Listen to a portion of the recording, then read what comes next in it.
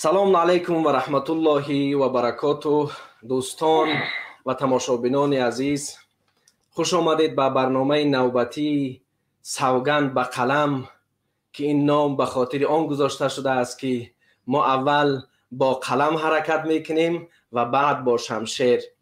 و امروز چنانکه که شما میبینید من تنها نیستم و این برنامه ها برای شما، برای هر یکی شما ساخته می شوند و من کوشش میکنم که برنامه های من مثل دیگر برنامه ها تنها یک نفر در اوج صحبت نکند و من مهمانی داشته باشم که اون مهمان نیز با شما صحبت بکند و شما نیز می توانید داخل استودیو شوید. در حال حاضر میخواهم بگویم که موضوع امروزه ما درباره یک مادر مظلوم که به او هر روز ظلم کرده می شود، مادر جنیدالله خدایاروف که به او دله جنایی کشیدند و میخواهند او را گناهگار کنند به گناهی که اون مرتکبش نشده است. و خوش آمدید برادر سلیمان دولتوف و این برنامه چهارمین برنامه سوگند به قلم. و با دوستان نیز باید بگویم که ما زیاده از 1000 کیلومتر راه رفتیم تا اینکه برادر سلیمان دولتوف را وا بخوریم و صحبتی داشته باشیم. پیش از اینکه صحبت را آغاز کنم دوستان عزیز، خواهش میکنم لایک های خود را بگذارید و این برنامه را بازپخش کنید، چون خیلی نفرای پیدا هستند که همین ما افیر سر کردیم افیرش را سر میکنن، اما هر یک نفری که این کارهای بد میکنه خداوند هدایتش بکنه و برای همه مردم معلوم میشه و هر نفری که بازینگر است و هر نفری که کوشش میکنه که هر یک مخالفی که هم عقیده او را پس بزنه و درباره برنامهش برنامه کنه ان شاء الله که جوابگو خواهد بود و مردم اینا میبینن، مردم اینا دیده ایستادن که کیها هستن بازینگرا، کیها هستن نفرانی که نمیخواهند که مخالفین پیشرفت بکنن. در یک هفته 10 بار برنامه میکنن و کوشش میکنن که ده همون روزی که منوچهر کوهستانی برنامه میکنه ده همون روز برنامه بسازن، یعنی در همون ساعتی که من آغاز برنامه میکنم و میگوین که یوتیوب آزاد است. اما برای شما فهمو بود که من الان برنامه داشتم و کوشش کردم که دیگر برادرایی که برنامه داشتن در وقت برنامه آنها آغاز برنامه نکنم. اما به هر حال دوستان عزیز، ما مهم نیست چقدر انسان در اینجا حضور دارن، مهم آن است دوستان عزیز که ما و شما بتوانیم به یک جایگی این برنامه خوب را در طول این برنامه با همدیگر صحبت داشته باشیم، همدیگر فهمی داشته باشیم. و باز نیست خوش آمدید میگم مهمان خود را که من مهمان شما هستم، اصلا من مهمان شما هستم واقعا. ان شاء الله که صدای من خوب داشته باشین دوستای عزیز. هر نفری که صدای من داشته باشد بنویسین ان شاء الله. خوب برادر سلیمان دولتوف میتونین که با مردم صحبت کنین و آغاز صحبت کنین و برنامه را دوام بدیم. خب سلام علیکم و رحمت الله و برکاته. شما را به این شهر لیتوا خیر مقدم و خوش آمدید میگویم. و امروز یک موضوع مونده که داغ روز است و مادر برای یکایک همه ما و شما عزیز است. مادر ما موجیگل و الله علم مادر جنیدالله خیلی زیر لط کوبم قرار گرفتگی بود و امروز از طرف حکومت خود کامه رحمانوف و دله جیانی به نام او کشاده شد. اما مبارزان یک دلسوز ملت هستند. مبارزان شخصانی هستند که از بین 10 میلیون شاید 100 نفر یا شاید 1000 نفر در عرصه مبارزه پیدا شدند و به مقابل یک دیکتاتور که نه به مادر رحم دارد، نه به پدر رحم دارد، نه به زن، نه به کودک، نه به طفل، به هیچ کسی اینها رحم ندارد. زیرا که این دیکتاتور هر جایی که می رود، هر جایی که دیکتاتور باشد در اوج ظلم و ظالمی بدبختی هست، به خاطری که قدرت او پاینده باشد، قدرت او همیشه باشد. شاعرم میگد هر کی پا کج میگذارد خون دل ما میخوریم. هر کی پا کج میگذارد خون دل ما میخوریم. شیشه ناموس عالم در بغل داریم ما. چراغ ظلم ظالم تا دمی محشر نمی سوزد، اگر سوزد شب سوزد شبی دیگر نمی سوزد. اینا برای ظالمان من میگم که روز است، یک روز نه یک روز چراغ شما خاموش می شود. میگه هر کی پا کج میگذارد، هر کی پاش کج میگذارد، خون دیل آدمای وطن دوست میخورن. آدمایی که برای 10 میلیون مردم شریف تاجیکستان میخیزند و مردم هشار میکنن. پیغمبر بزرگوار صلی الله علیه و سلم وقتی که محبوسی با پیغمبری شدن، جناب رسول اکرم صلی الله علیه و سلم، جبرائیل گفت، پروردگار گفته است خیز از جات مردم از خدای خود بترسن. خیز از جات مردم به حق شناس کن، باطل شکست بیار. این جناب الله بزرگ و جناب جبرائیل و جناب پیغمبر امروز به ما رسید از این سخن. ما را میگیم خون دل ما میخوریم، شیشه ناموس عالم در بغل داریم. ما یک ناموس داریم. این ناموسی ما نگذاشت که امروز خاموش باشیم. ناموسی ما نگذاشت که امروز مادری ما را لطکوب میکنن، دلی جیانی هوی میکنن، اما سلیمان دولت یا استاد کوهستانی منوچهر کوهستانی خاموش باشد. برای چی؟ برای چی که ما از خاندان اون شخصیت های به دنیا آمدیم که ما مبارز هستیم و پدر و مادر ما لقمه حلال خوردن و از به دنیا فرزند مبارز دادن. در جامعه تاجیکستان فرزند مبارز دادن. فرزند دارن که از حق مسافدم، از حق زنم، کودکم، دخترم، میان عمرم، از حق همه اینها ما خواهیم دفاع کرد. بعضی ما زندان رفت، بعضی ما مثل حاج عمر در غربت کشته شد، اما ما خاموش نایستادیم. خاموشی جنایت است در ما. ما جنایتکار میشیم اگر ما خاموش باشیم. نزد حکومت پروردگار، نزد الله ما جنایتکار میشیم. زیرا که مسافدهای را من میبینم، برادرای عزیز، مردم شریف تاجیکستان، که ندای ما در سمع شما میرسد، ندای ما در گوش شما میرسد.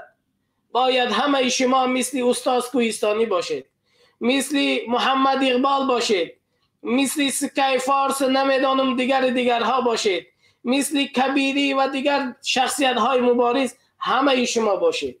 امروز اگر 1000 باشد باید ما میلیون ها آدم باشیم که بخیزیم مقابل حکومت خودکامه‌ای که مسافدها را عذاب داده استاد است از زندان.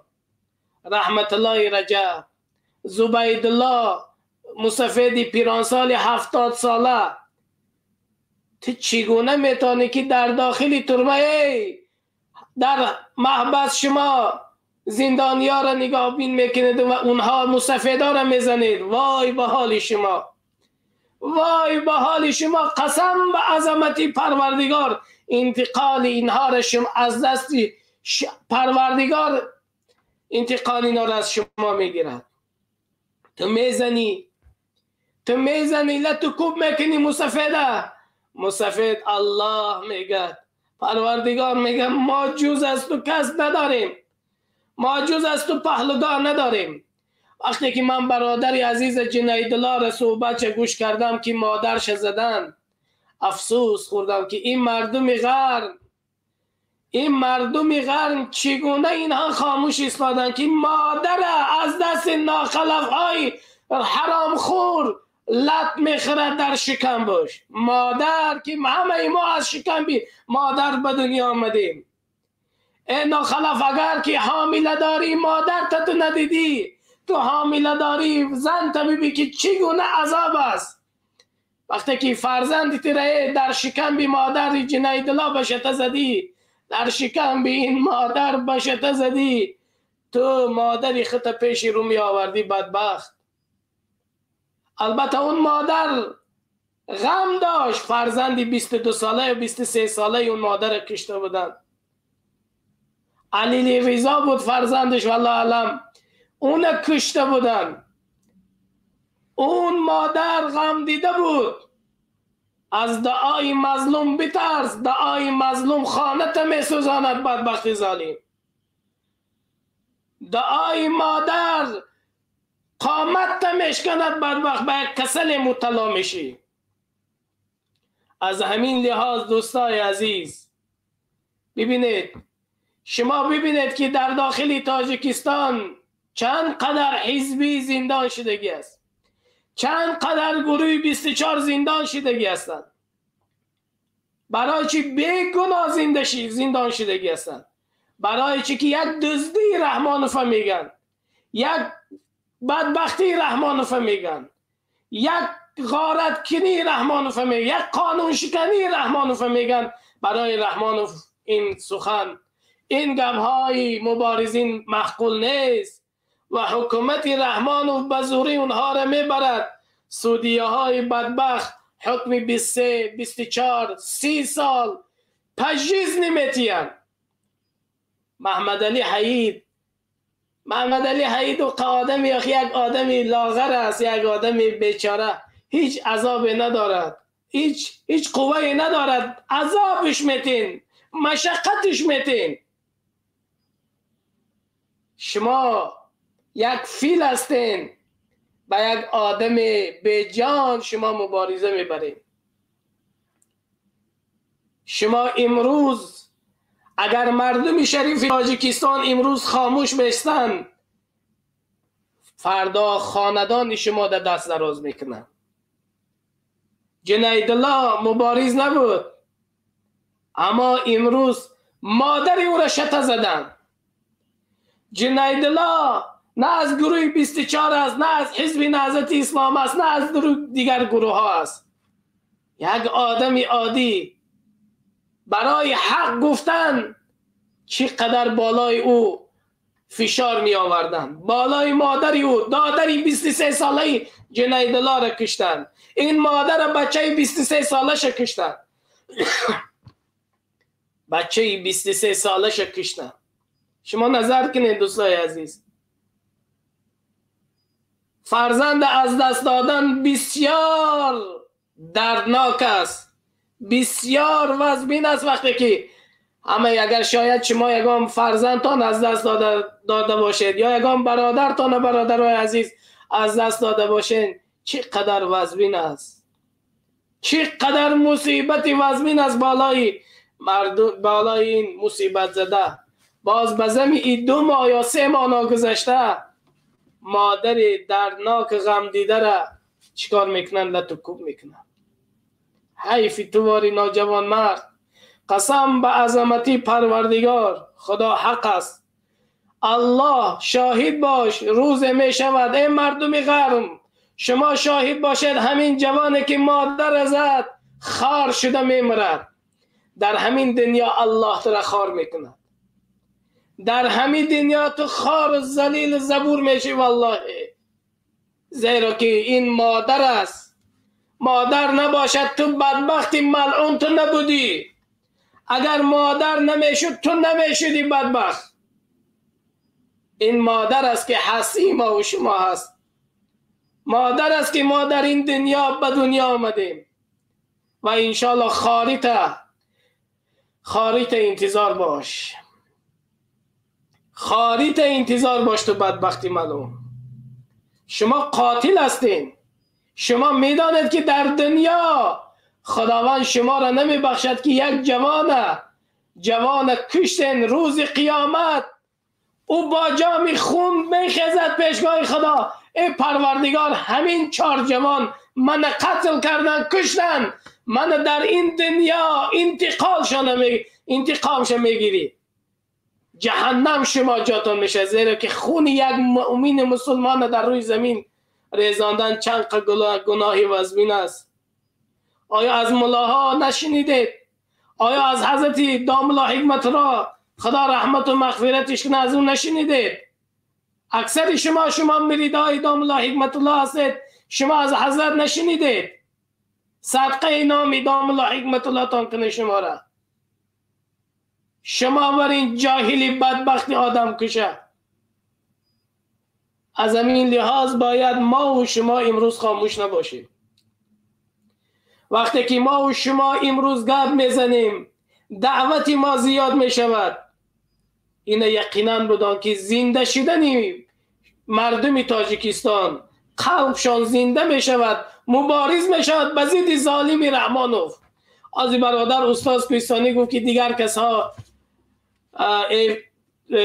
برنامه کردن هیچ گپی ندارد.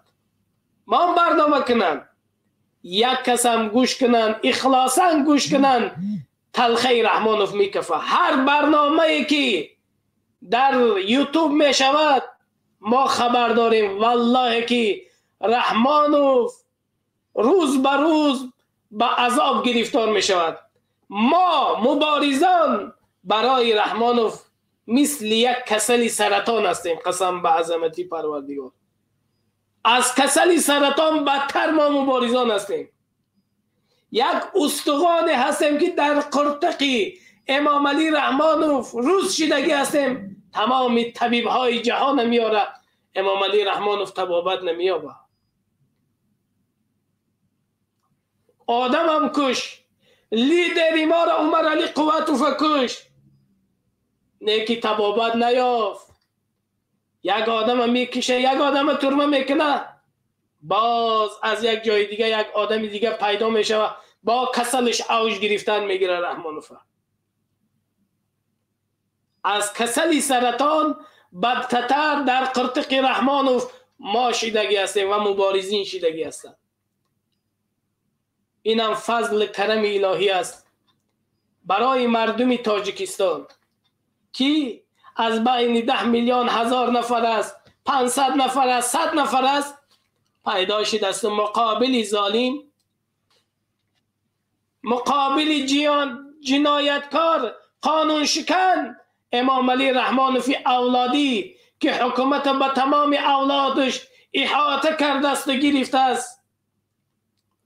ما بر مقابل شما مبارزه میبریم و شما را مغلوب میکنیم. آمین. یک نظر که رحمانوف از تو بزرگترین پاچه بود که نامشان به بدی ماند، مثل نمرود، فرعون، اینها نابود شدن رفتن. تو چی هستی؟ تو هیچ که نیستی. انشاءالله مردم تاجیکستان خبرها در گوشهای ما زیاد میرسد و خبرهای زیاد میآید برای ما که ما میبینیم، میشنویم چگونه مردم تاجیکستان روز به روز زنده شده است. مردم تاجیکستان به تلویزیون های دروغینش زنبیر بود کردگی است. ما مینه های سری مردم تاجیکستان تو زنبیر بود کردگی و پیشوای ملت و به اساسگزار صلح و وحدت و نمیدانم نجات سیاره و کاهنات و دیگر این ما همه را شستشو داریم. مردم حق از باطل جدا کردن نشان داده استیم. حق چی است، باطل چی است، سفید چی است، سیاه چی است. این یقینا دان. این از دوستای عزیز، از همین لحاظ ما صحبت میکنیم. وقتی ما زیاد است با دیگر برادرها باشن، با برادرها سوال و جواب میکنیم. برادرها میتونن که صحبت کنن، میتونن گپ بزنن، خاموش نباشن. وقتی که آدم خاموش میشود رحمانوف عمرش دراز شدن میگیرد.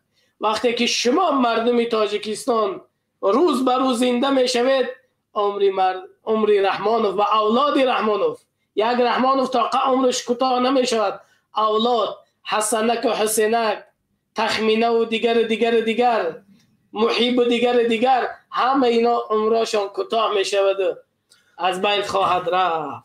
آن چیزایی که از مردم تاجیک رحمانوف گرفتی و اولاد تو گرفته است، والله همه این به صاحباش برگردانده می شود، برگردانده داده می شود. این است دوستای عزیز. خب تشکر میگم از سلیمان دولتوف که با صحبت خیلی خوب خود واقعا این درد جامعه هست. ای رحمانوف، وقتی که برای مادر خودت هیکل میسازی، آیا فکر نکردی که دیگران نیز مادر دارند؟ دیگران نیز مادر دارند. آیا مادر شما رحمانوف از آسمان برای مردم ستاره آورده است؟ چنین نیست.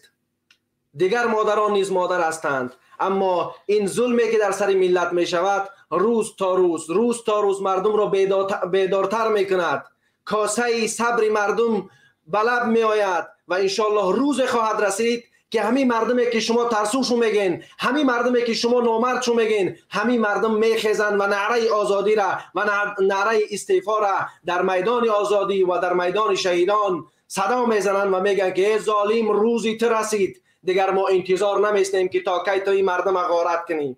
و از دوستانی که این برنامه را تماشا دارین تشکر میگم به شما. لایک بگذارین و کامنت بنویسین، کوشش بکنین که بازپخش بکنین این برنامه را و ما بتونیم که بیشتر و بیشتر برنامه‌های خوب خود خوبتر بسازیم و برای آینده بتوانیم که دیگر برادران و دیگر نفرانی که معروف هستند، دیگر نفرانی که به خاطر ملت حرکت میکنن در این برنامه بیاریم و آنها نیز با ما صحبت داشته باشند. این مقصد از این برنامه ها دوستان این است که ما بتوانیم هم با مردم هم صحبت شویم و هم روح مبارزه را بالا ببریم. امروز من از 1000 کیلومتر از آلمان به لیتوا آمدم تا اینکه یک برادر مبارزه ببینم که مردم بدانند که ما برادرای مبارز خواب نیستیم و کوشش میکنیم که همدیگر را در این راه کمک بکنیم، هم کمک معنوی هم کمک مالی، تا اینکه ما این مبارزه ای که برای هر یک فرد این ملت امروز فرض شده است بتوانیم پیش ببریم. این مبارزه منوچهر کوهستانی نیست، این مبارزه سلیمان دولتوف نیست، این مبارزه همه ما و شما هست.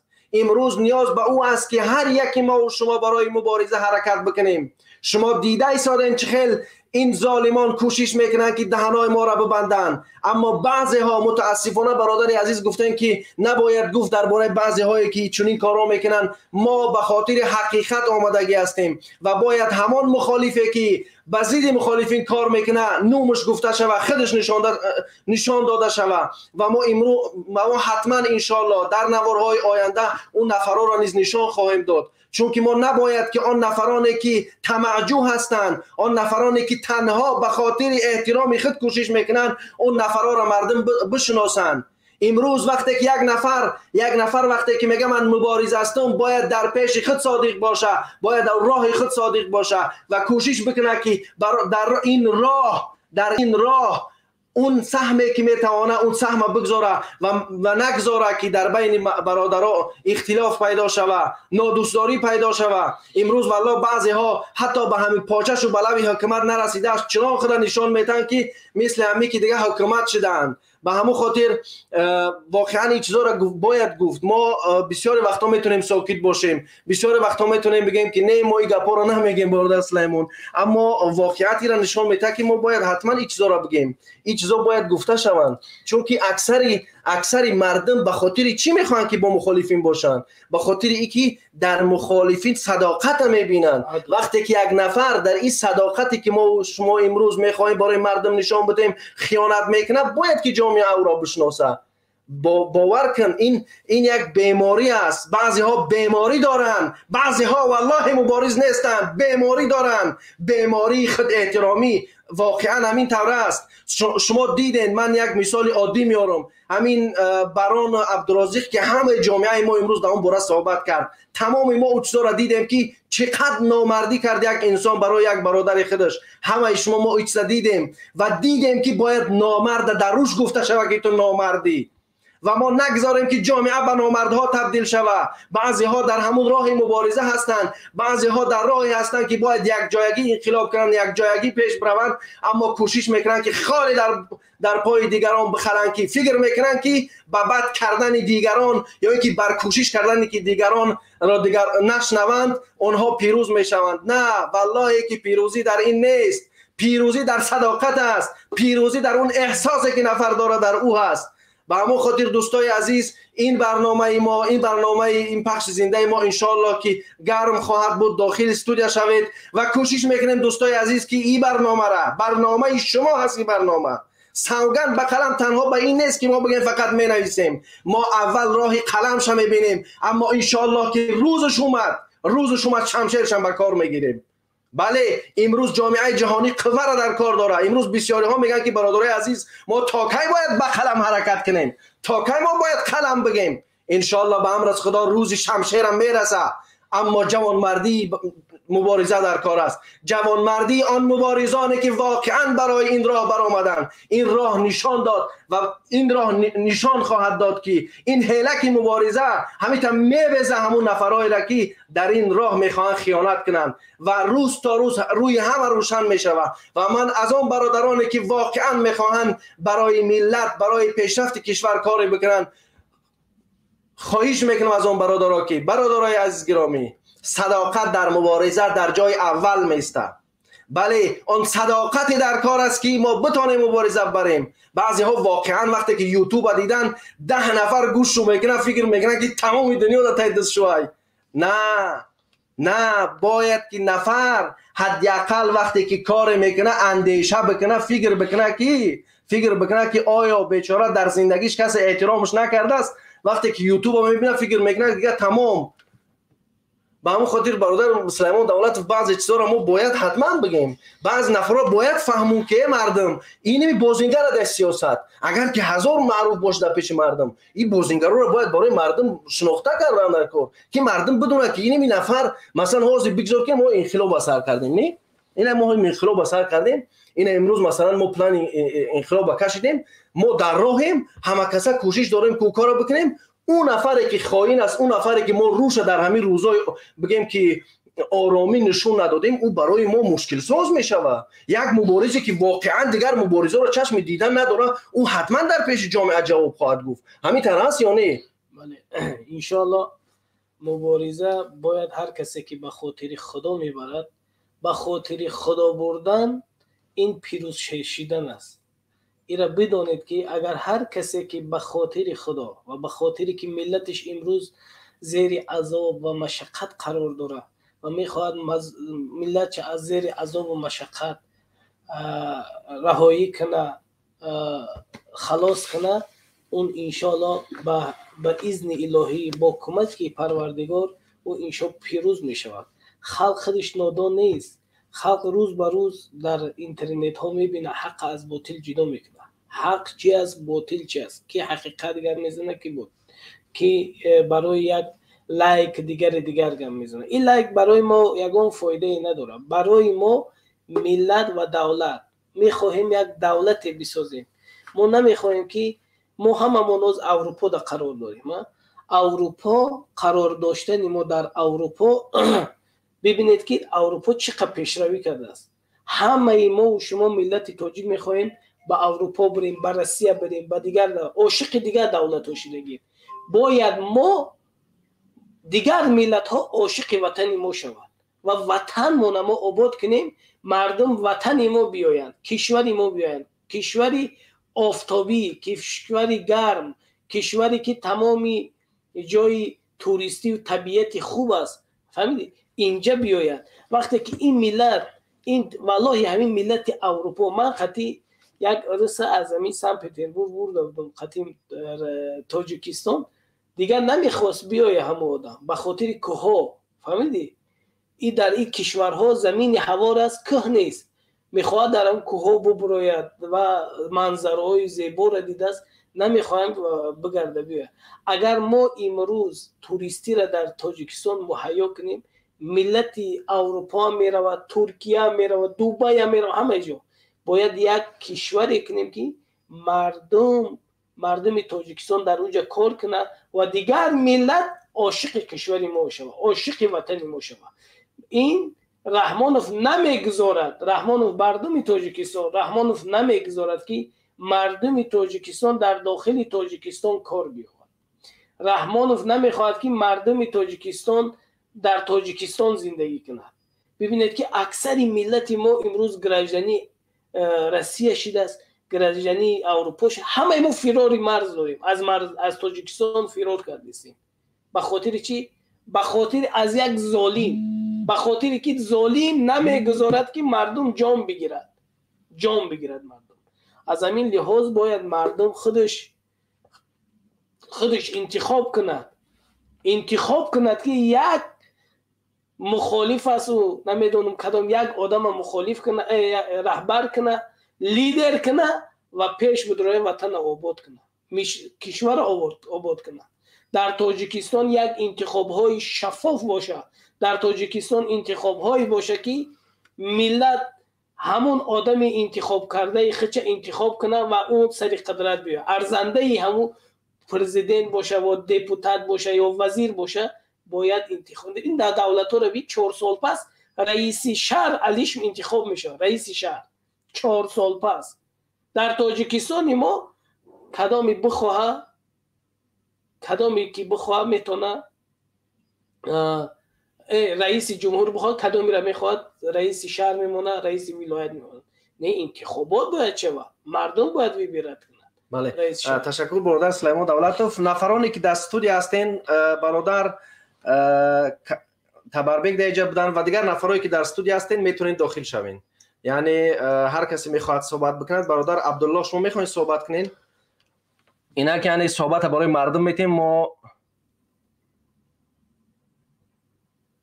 بفرمایید برادر عبدالله. سلام علیکم و رحمت الله.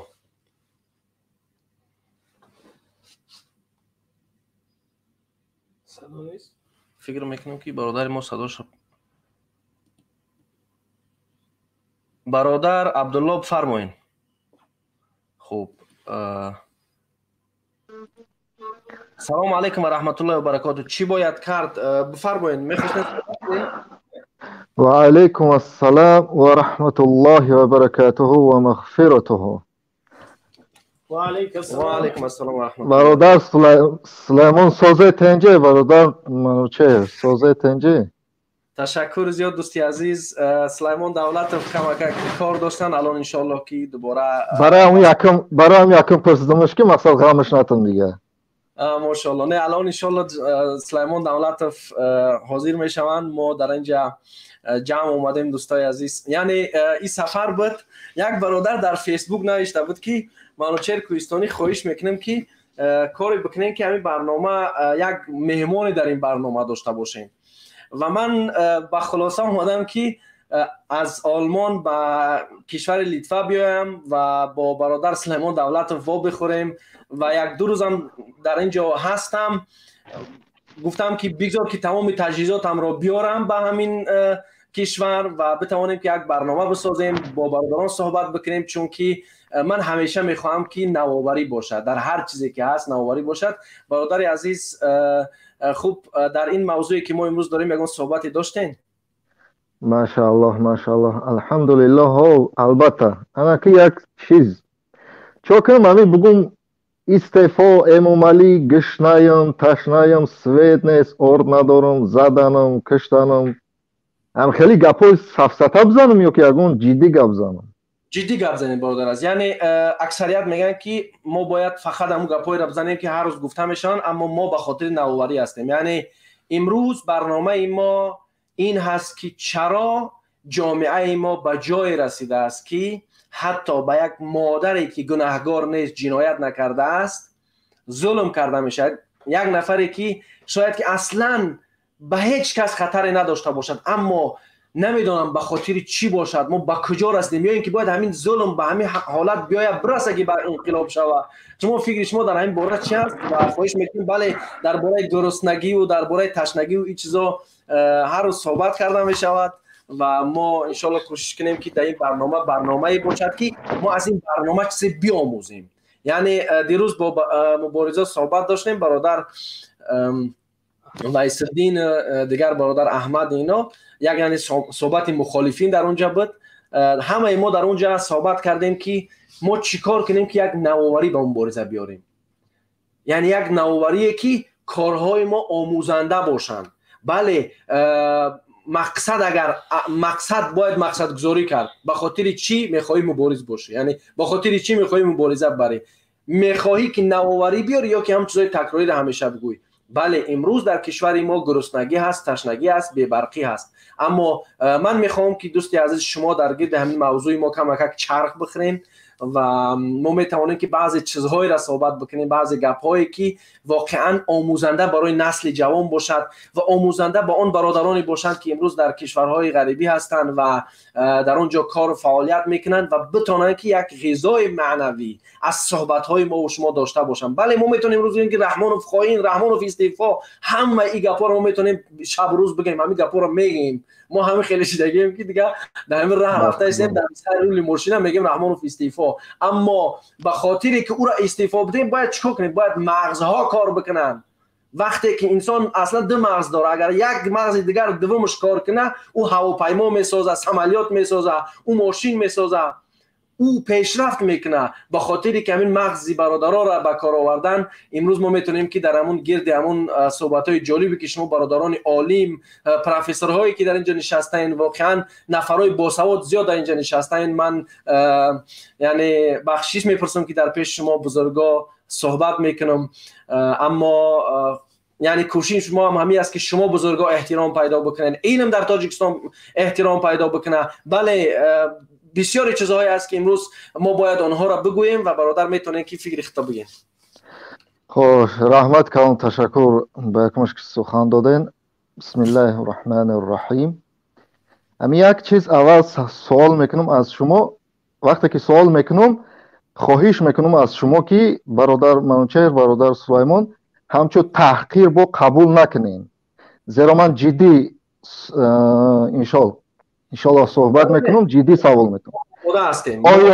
آیا شما باوری دارید که اصلا شما مسلمان هستید؟ الله اکبر.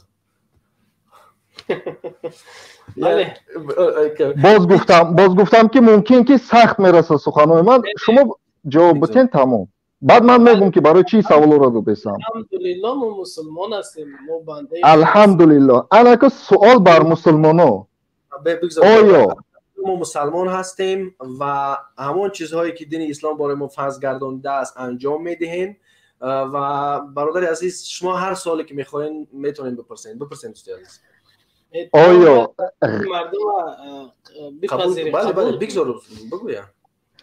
آیا ممکن است، آیا یگان راه دارد که غیر از در راه اسلام رفتن ما وطن آباد کنیم، ما ملت بخزارنیم؟ یعنی من میفهمم، من میخواهم آید یک چیزی دیگه صحبت کنم، آید حربی. یک برنامه شما به مرا محقول شد اکای منوچهر که همون پرزیدنت کاندیدات پرزیدنت یافت شد، گفتگی نیستگی در یک ویدیوتون همون را در آمدم تماشا کنم، به نهایت محقول شد. یعنی چی؟ будущий президент، мақсад шумо савол кардед ва ҷавоб дод, бениҳоят инсони боақл. агар ки президентам ки нашавад, як депутат ман хоҳиш дорам, иншоаллоҳ ман овоз метам дар ҳамон инсон, инсони босавод буд. ман мехоҳам сарфармондеҳи олии қувваҳои мусаллаҳи ҷумҳурии тоҷикистон шавам. ана ки мефаҳмонам ту хатари асосӣ ҳозир дар ҳамин кишвари мо ҳарбӣ аст. چی طور؟ حربی تا چونان همی военный بگیم تا چونان до того уже خسته شدگی، بکار شدگی، چیز شدگی که این خطر بر جمهوری، بر دولت ما دارد. من خودم 2 سال خدمت کردگیم. اول من خدمت شخصیت من مقصد معرفی تو کنم که تا اینکه من برای چی میخوام که سرفرمانده شم. انشاءالله هر یک کس باید نیت کنه، انشاءالله اصولش خداوند خودش کرد. نیت من همین است، انشاءالله آینده ده. نگاه کنین، من 2 سال خدمت کردم. خیلی صحبت کردین، یعنی 2 دقیقه ما گذاشتیم که شما صحبت کنین. یک سوال از شما بپرسم که اصلا موضوع امروزه ما گرد همون سوال‌های رفت که درباره همون زنی که به او ظلم میشود، زنی که به او ظلم کرده میشود. اما شما خوب بردین سوال گذاشتین که آیا بدون اسلام میتواند کشور ما پیشرفت بکند و گذاشتین بر سوال دیگه که میخواین که انا همه را پیوست میکنم اوزی همه را اوزی پیوست میکنم. بفرمایید. چیزی که شما حوزی میگه که میفهمونه که نکنین چی دای کار کردین مادر دوری خودت میداشتی خیلی میشیدی، یک چیز ما برای شما را میفهمونم. اصلا انسانایی که در همین حربی کار میکنن، اصلا آدمایی که در MVD وزارت مدافع وکیده در کار میکنن، همین عموما ارگان در کار میکنن، ندارن ایمان ندارن. من در حربی اصلا من تاجیک نمیدونستم که اتئیست هست یا نه. در حربی من در خدمت دیدم اتئیستایی را که من 2 سال قطعش مبارزه بردم که همو اقلا کلمه شهادت یاد بگیرن. والله بالله تعالی اتئیستی ناتورال نیان نمیگیرن. من 2 سال قطعش مبارزه بردم که یک کلمه شهادت نتونستن گرفته. همین بیایم بس کنیم التماس یک کار نصیحت کردن. مادر یک کس زد انمو گرد همسایاش انمو خشت براش 10 یوز بیناموس انا هموها نخوا که یک مادر را که به شتا میزنن مادر همه ما و شما. امروز دو چونان مردم خود уже ناموس گم کردگیان دین ای انسان ای من نمیدونم چه خیلی بفهمونم همین انسان را. وقتی که حربی را از ما پیش آوردم من میخواهم که سرفرمانده شم کمک وقت میشه التماس 3 دقیقه زیاد صحبت نمیکنم. اینه 3 دقیقه انشاءالله. من میخوام حربی را خیلی کنم که پریزیدنت حقوق نداشته باشه руководить کنه در سرفرمانده، فقط مردم حقوق داشته باشه. وقتی که همین حربی را که سرفرمانده که به قوت کشید دیگه که بخواهی دیکتاتور کشید پریزیدنت، حربی هم وینی باید همو را عوض کنه. دیگه نبسته خیلی 30 سال 20 سال 10 سال 20 سال باید نه کسی دیگه. حربی را که وقتی که سخت کردی همو حربی کیه؟ فرزندای همین ملت هم. همین 70% همین تاجیکای خود هم خدمت کرده هستن، فرزندای همین بیچاره ملت هم. حربی باید اجازه حربی باید اساسا رول بازی کنه بخیزه. بازی که همین مبارز برده سنکو حربی و بخدا ایمان ندارن. چونان به ایمانشون گرفتگی هم که خواهش میکنم که بعضی از شما درباره میخواین که سرفرمانده بشوین، شما هم چون یک میخواین سرفرمانده بشوین چی نوآوری میارین؟ شما گفتین که ما حربی ضعیفه، ما چیز نداریم، تجهیزات نداریم، مردم اتئیستن. چی برنامه داری که همچون سرفرمانده کارهای خوب، کارهایی که برای مردم فایده آوره برای مردم پیشنهاد کنی؟ یعنی از کجا این چیز به سر خودت اومد که میخوای سرفرمانده باشی و چطور مثلا میتونه که یک سرفرمانده که تمام قوای مسلح در دستش است و یک پرزیدنت دیگه هست، این 2 نفر چطور میتونن با هم یک جای بیان؟ در حالتی که شاید کشور پارلمانی باشه، در اونجا واقعیت یک پارلمانی بقوت باشه، این چیزا رو میشه که فکرش کرد. اما در حالتی که ما نظام جمهوریوی داریم، پرزیدنت 5 سال رئیس جمهوری میکنه، در این حالت ما فکر میکنیم که یک باز هم مثل همون مصر میشود که در مصر هم چنان بود و شما این روز میبینید که چی گپ شد. بله، من یکم کاری که میکنم کماندیرای قسم حربی را از ملاها تشکیل میکنم. عالمایی که در حقیقت در ترمه شدگیان کو همچون تروریست گفته همونا را میبرارم، همونا را من میمونم. اول کماندیر قسم حربی. دوم سربازا را من چونان انشاءالله چونان بقوت میکنم که من میدانم ایگرا چخیل کنم. من سیمش این کار میشیدنی ای باید неприкосновенность باشه سرفرمانده عالی قواهای مسلح جمهوری تاجیکستان. و این حربی تجهیزاتش 100% ای. به خدا هر یک نمود یراقای داریم، هر یک نمود تجهیزاتای داریم که просто نشان نمیتن در گیردی هم پرزیدنت خودش فقط حمایت میکنن. یک گواردیا ملی 13 قسم حربی 13 تا قسم حربی داره، 11 تا از آن سپتنازه. برادر عزیز خواهش میکنم در همین جگه خدا بخپین، چون که فرزندی اون مادری که به او ظلم میشه در اینجا با تماس بر اومدن، با او کمی صحبت کنیم که قصه را برای مردم بکنه و انشالله شما در استودیو باشیم، باز هم خواهیم صحبت کرد. خوب شده است، خوب شده است رحمان. برادر با فیلم اینترنت شو خرابای فرهاد خدایا رو شما میتونین که باز داخل شوین، چون که ما انتظار شما هستیم. شما در اینجا داخل شدین و خارج شدین. اینجا برادر عبیدالله سعیدی هستند. خوش آمدین برادر عبیدالله سعیدی. فرمایید دوستی عزیز، شما رو خوش آمدید میگوییم به این برنامه. سلام علیکم به شما و برادر عزیز سلیمان دولت. خیلی خوشحالم که شما رو یکجا میبینم و دلتنگ از اون هستم که در کنار شما نیستم در این روز و اون خرسندی و اون مهر محبتی که شما با هم داری و میشینی از اون میز برخوردار نیست. البته موضوع گذشتن واقعا یک موضوع خیلی مهمی است که برای هر یکی ما شهروندان توجیکستان جای ننگ و جای درد است. من خودم از همون منطقه رشت هستم، منطقه غرم. برای من همچون یک غرمی واقعا همچون یک توجیکستانی واقعا جای تاسف است که مردم ما با اون درجه رسیده است که از حق یک مادر دفاع کردن نمیتوانند.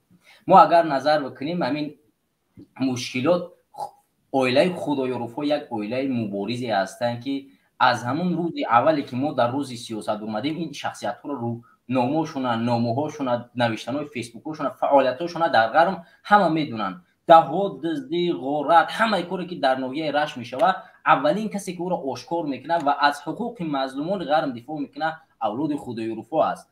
ما جنایدالله خدایارفا یاد داریم که اولین ظلمی که بالای این اولاد صورت گرفت جنایدالله خدایارفا تهمت کردن و خاطر چی کارش؟ به خاطر اونی که در مقابل حکومت ناحیه رشت واقعا مبارزه بود، مبارزه جالب، مبارزه منطقی و تمام دروغ‌هایی که در اونجا صورت میگیره اون رو آشکار کرد و این باعث کرد که او را با 5 سال زندان کنند. 5 سال 2018 این روانه زندان ساختند. بعد از او فرهاد خدایارف، همین کسی که در روند انتخاباتی هم اگر یادتون باشه انتخابات پارلمانی بود از حزب سوسیال دموکراتی نماینده اونجا باید دپوتات میشد، تمام افیشو کاری‌ها را کرد. کاری کرد که همین لایق زاده قناعت رو از وظیفه را برکنار کنن، ولی همین هم باز 15 روز که در همون تاجیکستان چیکارش کردن یادتون باشه به خاطر یک حرف گوی و زده است یا یک اس ام اس روی کردن گوی کسی را تحقیق کرده باشه 15 روز بردن زندانش کردن. سال 2019 یا 20 بود به نظرم دودار دیگریشون سعدلو را زدن 46 شکستن در باغ ناحیه رشت و بازم سال 2021 در همین اول سال دودار دیگریشون چند 21 ساله بود دانشجوی همون دانشگاه آموزگاری ناحیه رشت بود او را به قتل رساندن و اکنون بازم بعد از خدایارفا دوباره جنایدالله را دوباره پرونده باز کردن و اکنون امروز مادر 65 ساله فکر کنید خب ما به همه اونا میتونیم رو بپوشونیم اصلا اهمیت ندیم که خب خیلی جنایدالله را کردن مرد بود دادر مادر 65 ساله را امروز با اوباشی اون مادر چی اوباشی کرده میتوند؟ مادری که چند فرزندش با خاطر دفاع این سرزمین رفت زندان شد این دیگرش کشتن. چی طور میتونه چون این یک مادر سری کسی را بزند بکفونه؟ مادامی که در همونجا در روز چی میگه که میگه ما به همون مفتش گفتم که اگر که سری همون انسان کفوندگی باشه آخه زده باشم بیار یک بار سری همون را ما ببینیم کجاش کفیده سری همون را یگان جو سری همون کفیدگی است. همون مفتش گفته است که سر پرش که کفیدگی نیست پرونده از کجا باز شده است. شما ببینید مردم این اوجرش برادر عبیدالله سعیدی خواهش میکنم بگذارم که یک سوال از شما بپرسم. چرا این کارها در غرم هر روز صورت میگیرن اما مردم غرم روز به روز تنها یک خانواده مونده است که از حق مردم گپ زنه؟ یعنی در غرم چقدر مردم زیاد هستند، چرا آنها نمیتوانند برای حقوق خود از حقوق خود دفاع کنند؟ چی مشکلی صورت گرفته است؟ یعنی چی کارگزاری نشده است که امروز هر خبری که میشنویم از غرم است، در غرم ظلم، در غرم این طرف، در غرم نفر کشتند؟ چرا امروز مردم غرم به یک مردمی تبدیل شدن که دیگه نمیتونن که یعنی از ناموس از هموطنا و از همدیگان خود حفاظت کنند؟ چرا؟ باید ما یک سبب قید کنیم که همین برنامه‌ای که الان در بدخشان رفته ایستاده است، یعنی بدخشان از تمام این لیدرهایی که هستن لیدرهای خلقی تازه کرده شدن در غرم از سال 2001 شروع شده بود و تازه کردن همین لیدرهای مردمی که در مابین مردم بودن و اونجا نفوذ داشتن و همین لیدر توزکنی تا سال 2010 ادامه کرد. سال 2010 بالاخره حکومت رحمان موفق شد آخرین لیدر مردم رشت که علی بیدک بود او را از بین با اون ملا عبدالله از بین ببره. اینا را وقتی که از بین برد چیکار کرد که مردم رو ناموسشون رو از بین ببرن؟ مثلا سال 2008 تمام مردم منطقه میدونند که در باغ‌ها تمام سراینده‌های مشهور آوردن دعوت کردن و در اونجا کنسرت برگزار کردن. کنسرت‌هایی بود که هر هفته روز شنبه و یکشنبه در باغ نویه رشت در همون استادیوم فوتبال کنسرت‌ها صورت می‌گرفت، مردم رقص سرود می‌کرد می‌خوندن. یعنی مردم تا اون درجه اومد رسون که یک سال 2011 بود خدا دروغ نکنه یا 12 به وقتی که من تاجیکستان رفتم ولی جان عزیز وقتی اومد در میدان همون چیکار کرد سرودخوانی کرد مردم در اونجا یک دختر غرمی آورد به همون ولی جان گل توفه کرد از لب از همین پرای روی ولی جان عزیز بوسه کرد دختر جوان غرمی که این مردم را حوصله شدنش کرد مردم در اونجا بوتل کشفه کردن فهمیدن که حالت دل شدگی است ولی مردم ما یعنی به اون درجه ناموسشون رو از این طریق چیکار کردن حکومت رحمان و فضل بود. امروز متاسفانه در غرب نمیشود دید اون جوان مردایی را که بخوان دفاع کنن. ما ده ها نمونه مثالش میگیم که امروز هزارها ظلم صورت میگیرد هیچ کسی دفاع کردن نمیتوند 10 بار وگرنه تا زمانی که علی بیدک زنده بود مگر میتونست یک انسان چون یک ظلم کنه نمیتونست انجام بده. من یک حنسیفی مرا شخصا که 4 سال از ما کلام بود به خاطر کم عقلی و اومدن دستیفی ما موندن وقتی میخواستن او یعنی که الکی 4 سال وقتی که نمیتونه مکتب رو به خاطر کم عقلی او انسان او نمیتونه برای خدمت کنه وقتی که همو خواستن برن مجبور ابلهش کنن در پشت کورچه زد وقتی در پشت کورچه زد ششم عدل علی بیدک وقتی با خبر شد که همین انسانی بگناه یعنی انسانی که معیوب است نمیتونه عقل کامل نداره با بازم اینه که در پای خودش وقتی که اومدن ابله گرفتن از ترس در پشت کورچه زد هیچ کس را نجات نمیداد اومده ای و این کمت حق را شب کرده همون انسان از اونجا نجات داد گفت که اینا بگیره به این بده بده این معیوب است. یعنی این خیلی شخصیت از دغرم نیست همین است که اولاد خدای رفو متاسفانه با همین ظلم روبرو شده شدن. اگر چند مبارزه میبرن تنها فقط از در غرب ما میتونیم بگیم که اولاد کسی که مبارزه میبره همین اولاد خدایوفان که عملا در داخل منطقه تمام دزدی‌ها و غارتگری‌هایی که در اون منطقه میگیره صورت میگیرن ولی ما طرفداری مردم رو نمیبینیم. این مردم در کجاست؟ من 10 بار با مردم مراجعه کردم که ای مردم ما همینجا بیا با هم همکاری کنیم. اگر ما با هم همکاری نکنیم اینا خیلی کسانی که 1 نفر 2 نفر 10 نفر میبرن یک خانواده مبارزه میبرن تهمت‌ها نسبت شد زیاد صورت میگیره ولی مردم نیستن همون مردم. ما 5-10 نفر در خارج کشور فقط مبارزه میبریم و یک اولاد خدای رفو که طاقت تنها ما را باز آنها دور فاصله داریم به خاطر که ما با اونها ارتباط باز برقرار کردن نمیتونیم. این مشکلات ها زیاد شده است. بله یعنی واقعا جای تاسف است که امروز ما برادرای غرمی را میبینیم که اکثریت خپ هستند. نه این به خاطر بعضی منطقه همه منطقه تاجیکستان خپ هستند نه تنها مردم غرم اما وقتی که واقعا من برنامه هم یعنی موضوع هم اصلا موضوعی هستند که ما بیشتر درباره پیشرفت و یک نفر پرزیدنت میمونیم یک نفر وزیر و بیشتر کوشش میکنیم که برای انقلاب و برای حکومت آینده که بدون خانواده رحمان و فضل کوشش میکنیم مردم رو بیاموزیم. اما من راستی نتونستم که درباره همین مادر صحبت نکنم درباره همین نفری که این قدر ظلمی که به این خانواده میشود. من فکر میکنم که هر یک نفری که میبیند این ظلم که این به این خانواده میشه و ساکت میباشد فکر میکنم در پیش ناموس و در پیش خدا جواب میگه. برادر عبیدالله از همه نفرایی که در اینجا هستن خواهش میکنم که همون لایک بگذارین و باز پخش نمایین تا اینکه بیشتر مردم داخل بشن و تماشا کنن و اگر برادرانی که از غرب باشن که میخوان در گرد این موضوع باز صحبت بکنن داخل شون و ما بپرسیم که چی شده است که در یک منطقه‌ای که زیاده از 100,000 آدم زندگی میکند به یک مادر بیچاره ظلم کرده میشود و هیچ نفر نمیتواند که به خاطر او کاری کند. ما الان فکری برادر سلیمان دولت فهمی میپرسیم باز با شما دوام میدیم. چی شده است به فکر شما چنین کارها انجام میشوند و مثلا مردم خاموش هستند در برای که اکثریت مردم از ناموس گپ میزنن در پیش دیگر ملت بگنه ما یک جای ما اگر یک کسی یک کلمتر رو احترام میکنیم تنها یعنی همو در گپ موندگی. یعنی ببین اینجا یک ترس است در قلب مردم. اگر مردم یک بار صدا بلند کنن همون حکومت ناحیه رش خودش ترس میکره. امروز یک آدم میشکنن همه خاموش هستن.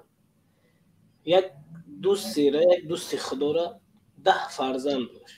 10 فرزند داشت. در چای صبح خوردن پیش هر یک تایون یک چوی مون. اون گفت بشکنی. خب همه اونها یک دانه چو را شکستنش بسیار سهل و آسان است. سهل و آسان است شکستن. یک بانچه 10 تا بام خالی چو یک جا بست. بعد همین چای خوردن با دست هر یک کدومش داد. گفت بشکنی. نتونستن شکستن. هیچ کدوم این فرزندای 10 فرزند داشت نتونست شکستن. گفت که فرزندای من اگر شما یک تا تنها باشین شما را هر وقتی که بخوان میشکنن. اگر شما 10 نفر یک جایه باشین مستحکم باشین شما را هیچ کس مغلوب کرده و شکسته نمیتونه. امروز این شخصیت ها یک تنها هستن. اگر مردم غرب همش متحد باشن یا نه یک مردم غرب تمام مردم تاجیکستان متحد باشن و هیچ کس بالای اینها ظلم نمیکنه. برادر فرهاد خدایارов شما میتونید که داخل بشین. ما در گرد همان عائله شما صحبت داریم.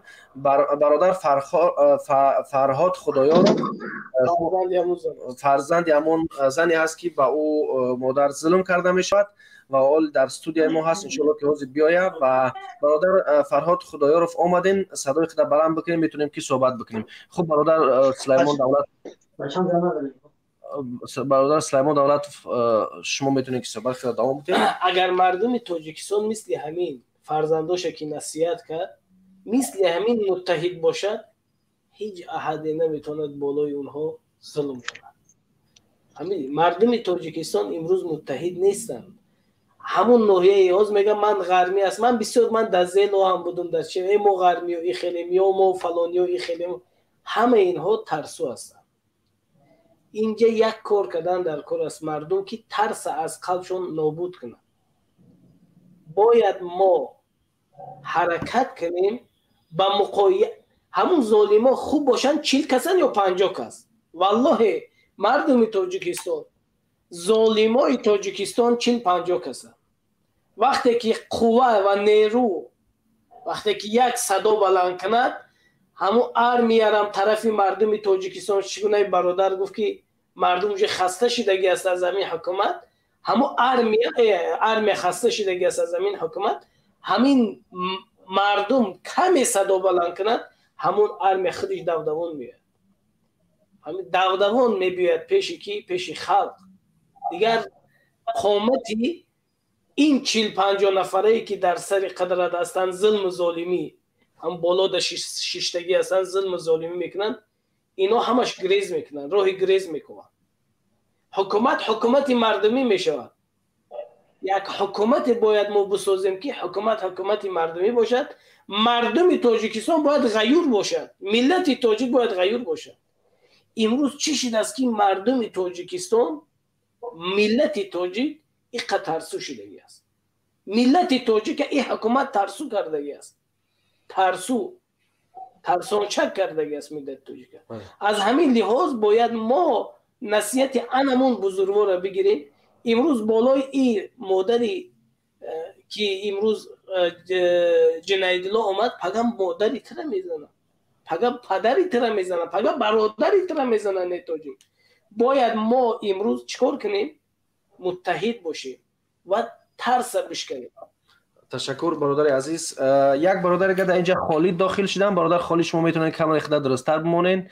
برادر عبیدالله سعیدی شما میتونید که دوام دادن بگیرین صحبت خدا و برادر خالد موضوع ما را خوب میدونن. ما در گرد موضوع متفق خورده ایستادیم و باز تشکر میگم به خاطر مهمانی من لایکای خدا بگذارین باز پخش کنین که دهنمو پرش نبودن. دوست چیزی که برادر سلیمان ذکر کردن برادر سلیمان من طوری که در بالا ذکر کردم میخوای اگر میخوای که یک انسان یا یک حکومت یک ملت از بین ببره اول فرهنگ رو از بین میبری.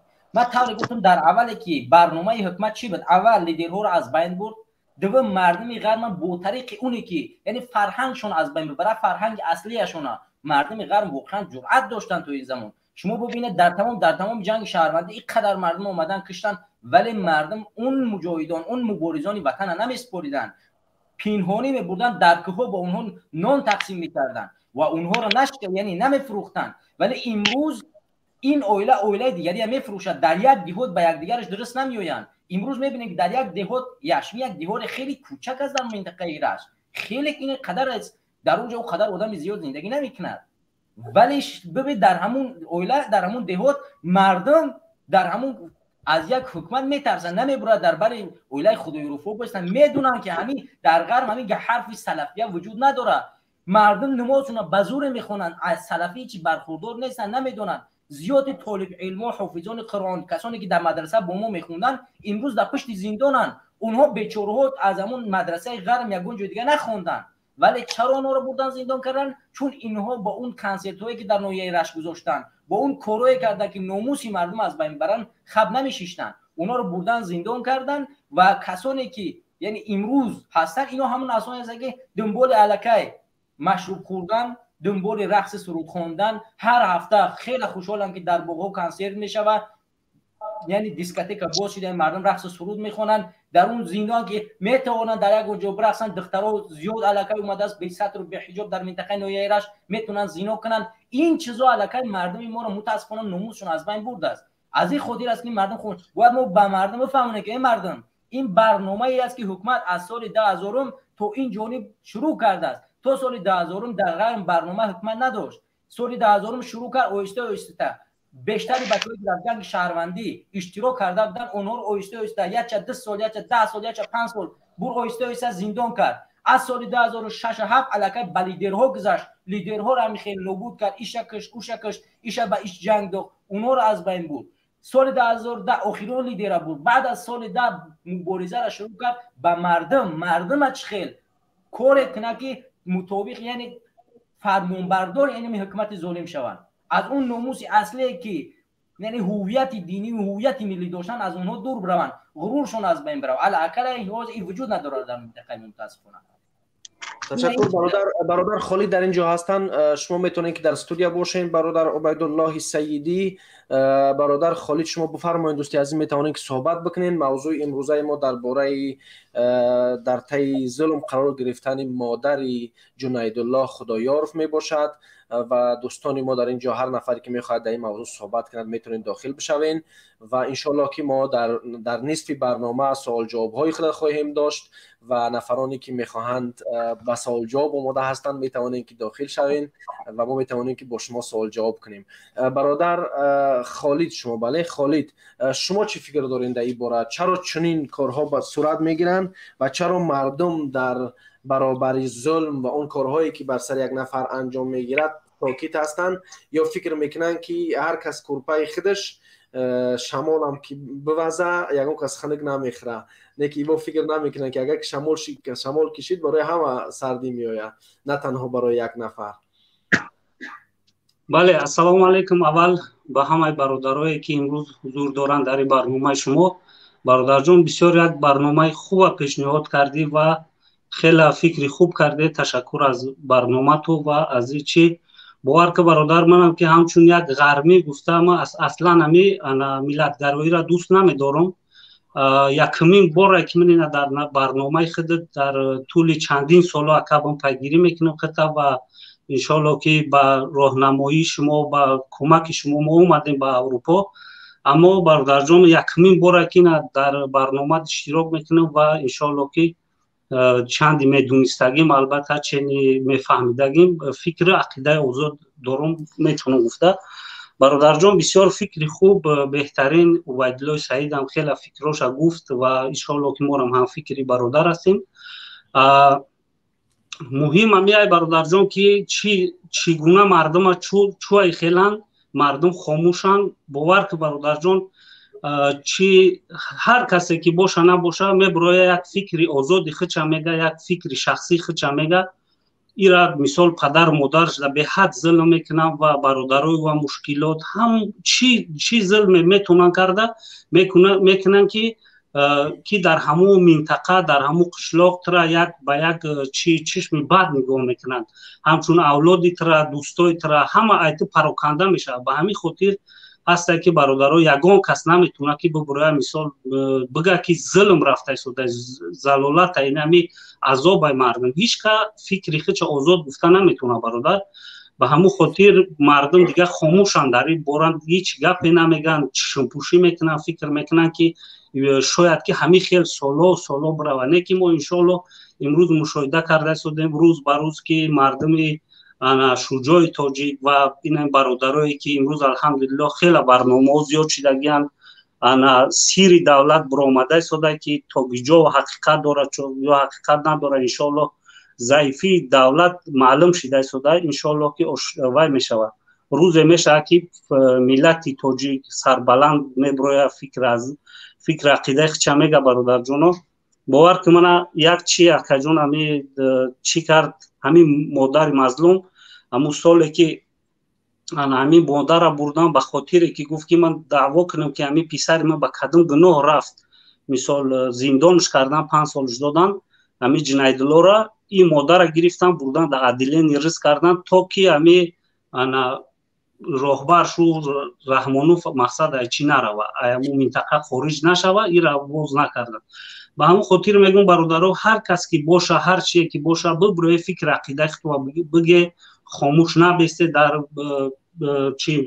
در روپروی ظالم.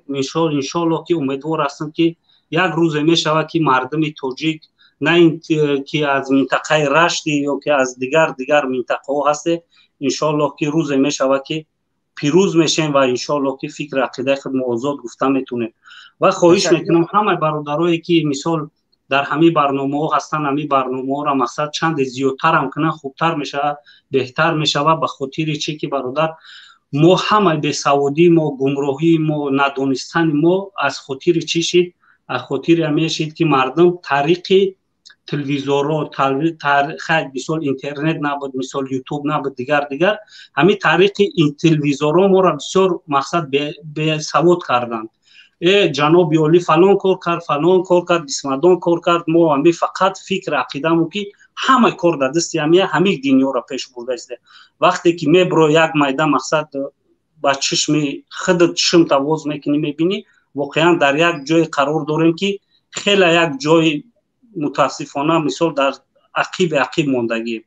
به همین خاطر برادرها یگان جای ترسش نیست، ببره با چهره آزاد آشکار انشالله که حق خود دفاع کنه، ای مادرای خود و ای فرزندای خود و فکر آینده خود بکنه که مقصد همین آینده چی میشود.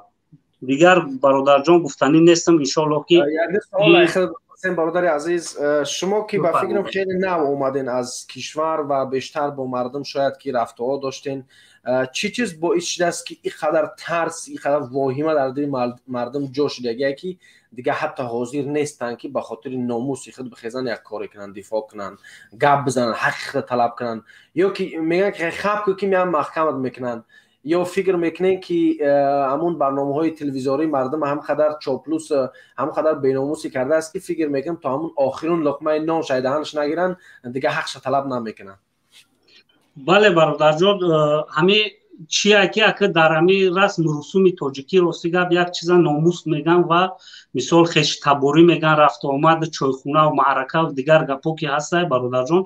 وقتی که مثال مرا میبینن که فکر آزادی خدمت گفته شدم، مثال پدر من میگیرن میارن در رئیس محله میگن، در رئیس قشلاق میگن، در رئیس چایخونه میگن، در تمام جا مثال همه اویلای ما را همچون یک مثال با چشمی بد نگاه میکنن، مثال نمیفهمن و یا که مثال نسبتی همین دولت نسبتی همچی فکر آزادی خطا گفتن نمیتونی.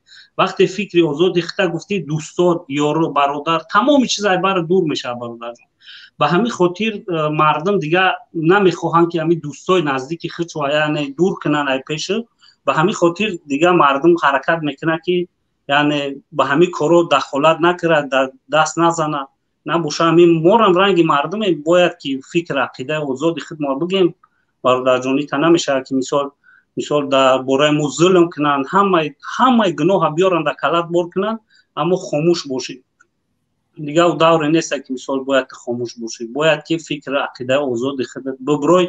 اینا جگاب زن انشالله که روز میشه که جوان مردم مثال غلبه میکنن و رهبر میشون و با یک چی پیشرفت میشود. بعد اون محل میگن که تو در کجا بودی، اون محل خاموش بودی، امروز خیلی تو گپ میزنی. بخشش میپرسم من برادرایی که مثال من یکم بار مقصد برآمدم شاید که چی داشته باشم. برای یکم بار خیلی صحبت خوب کردین و من هم خوشحال هستم و باز هم دعوت میکنم از شما دوستان عزیز، بینندگان گرامی. ما امروز در همان سطحی هستیم که باید بیاموزیم. هر نفری که میخواد اولین بار صحبت کند میتونه که داخل بشین، میتونه که صحبت بکنید. و تشکر به شما نیز میگم برادر خالد که اولین بار است، یعنی ما در 4 برنامه خود توانستیم که زیاده از 5 نفر اولین بار شو بود که یعنی برآمدن گپ زدن و این واقعا باعث خوشحالی است و این هم برای من یک موتیواسیون بزرگ، یک تحریک واقعی در دل من پیدا میکنه که ما و شما آن نفرانی که نمیتونن صحبت بکنن، آن نفرانی که نمیتونن فکر اندیشه خود بگوین، بیاریم شو به پخش زنده و بتونن که فکر اندیشه خود بگن. دوستی عزیز اگر اون گفتنی نداشته باشین دیگه دیگه برادر امی عمر دیگه یک مادر هستن، فکر میکنم امی عمر خواهر عزیز شما میتونین که داخل بشین و صحبت بکنین. برادر جان گفتنی من همی هسته که التماس میکنم از تمامی برادرایی که در هر منطقه و در هر رایون و هر کجای هست التماس خاموش نبسته. باید که ما و شما امروز با کدام لهجه گپ میزنیم، با کدام زبان گپ میزنیم، با هر چی باشه فقط ببروی فکر عقیده خود بگی. حتی برادر یک چیز ده بسیار یک برنامه تا گوش کردم بسیار خوشم اومد، همین زبان چخیل باید ما طرزی گپ زنیم. بسیار انا کسی که درک میکنه مثال درسای خطا و برنامه ها بسیار باور که واقعا من اول تا آخر گوش میکنم اکجون با خاطر که من امروز که نیتی همیشه کردم برادر همی کوهستانی خطا گوش دارم و ان شاء الله رفته شدیم. انا برادرها ببروی گپ زنه، خاموش نبسته، فکر عقیده خطا بگوی آزاده. یگان کس تحقیر نکه، گپ زیاد نگو، مثال لیش نگپ نگو، گفتم که ببرو گپ خطا بگو و هم خاطر برادرها خاموش نبسته، فقط ببروی فکر عقیده خطا آزاد. در برنامه دیگر انتظار داریم که شما یعنی دفعه دوم تو باشه و یک پیشنهاد شاید در فکر تو بیاید و شاید یک کتاب بخونین که چیزی برای گفتن داشته باشین. میتونین که در برنامه دیگر انشالله شما در پخش زنده داخل استودیو شوین و با ما صحبت بکنین. تشکر زیاد برادر خالد، واقعا خوشحال شدم که من توانستم چه طوری که باشد و چی رایی که باشد به شما کمک کرده باشم. بله امروز ما نیاز به او داریم که حرف دل خود با زبان خود خوب و آزاد گفته بتونیم و هیچ کس از لهجه خود شرم نکنه، بفرایه به هم لهجه خود گپ بزنه. مهم نیست که شما 100% ادبی صحبت کنین، مهم اینه که شما حرف دل تو را با همین زبان دل تو بگین. خوب تشکر زیاد. مادر عزیز ام عمر بفرمایین. سلامت باشی، موفقیت در کسب و کار تو برادر جان. اکای سلیمان خدا نگهدار تو باشه، برادر دستگیری کنه. انشالله که در بر تو هستیم و انشالله که انا توقع تنها تو نمیگیم. خدا حافظ برادر جان. خدا حافظ. سلامت باشی. السلام علیکم برادرها. و علیکم السلام و رحمت الله و برکاته. سازن خوبین؟ تشکر زیاد. اما کسا سازن برادرم. ایجا باید مینه نختونه بگنه یکم چی موندگین؟ منین ما منین ملت های و این موضوع ما همون موضوعی هست که چرا ملت امروز به سطح رسیده است که حتی مادران پیری که به سر آنها ظلم کرده می شود، یعنی مادراشو میزنن صحبتی کردن نمیتونن. شما همچون یک مادر میتونید فکر اندیشه خود بگین و کلاب مبارز شما انتظار باشین که مادر عزیز فکر اندیشه خود بگه و بعد نوبت شما میشه و شما انتظار باشین. اکم مینه نایما که چی با ما خیلی شدگیم ما خودمون هم طریقه دگیم. برای چی سبب که چی ظلم میشید خواب کردیم ایستادیم، چی ظلم میشید خواب کردیم اول خواب کنین که میبرن، خواب کنین که میبرن. اکه این ما مثلا یکم چیزا نمیفهمیدم در تاجیکستان بودم، در غریبیم در تاجیکستان بودم چی را نمیفهمیدم. خیلی کارباری خودمون کتیبدیم. 2015 نما روسیه آمدم، قطع شهر نام اویلایی مقصد در همینجا کار میکنیم. همینجا در مقصد نکه 8 سال میشه و من میرم میام انا همه جا هم اینترنت همه جا هم یوتیوب درام هم دیدم که دجال امام علی را فهمیدم که چه خیلی بدنشه آدم کشیشن کدامی میبروی گپ میزنه گپی حق میگه تمام او رفت 10 سال 15 سال فرق نداره با حجاب ایمان کدگی هم نمیمونن حق نیست تاجیکستان در اردو خیلی بگیم ما یعنی موضوع امروزه ما یعنی موضوع دور نریم ما در همه برنامه میبینیم که یک موضوع میگذاریم و موضوع یعنی شما چی فکر میکنین که امروز وقتی که ما یک مادری که اصلا کاری نکرده است دلای جنایی میکشوین و میخواهند که او را زندان کنن میخواهند که با او ظلم بکنن و در یک غرم کلان فقط یک عائله مونده است که از حقوق مردم دفاع میکنه با سر او ظلم میکنه و مردم گپی نمیزنن به خاطر چی رسیدن به خاطری که خب میکنیم ما این همی قرما میفهمم که به خاطری که خب کردیم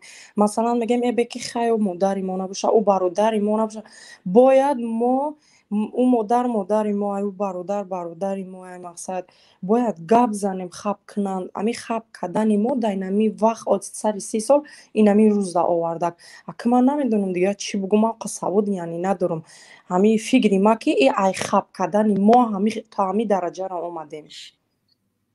تشکر زیاد مادری عزیز خوشحال شدم که شما در اینجا امروز خوشحال هستیم از او که مادرها و نفرای اول بارشون است که میبرن گپ میزنن مادر عزیز اگر که شما صحبت باز داشته باشین میتونین در استودیو باشین نه من آخرین سخن میگم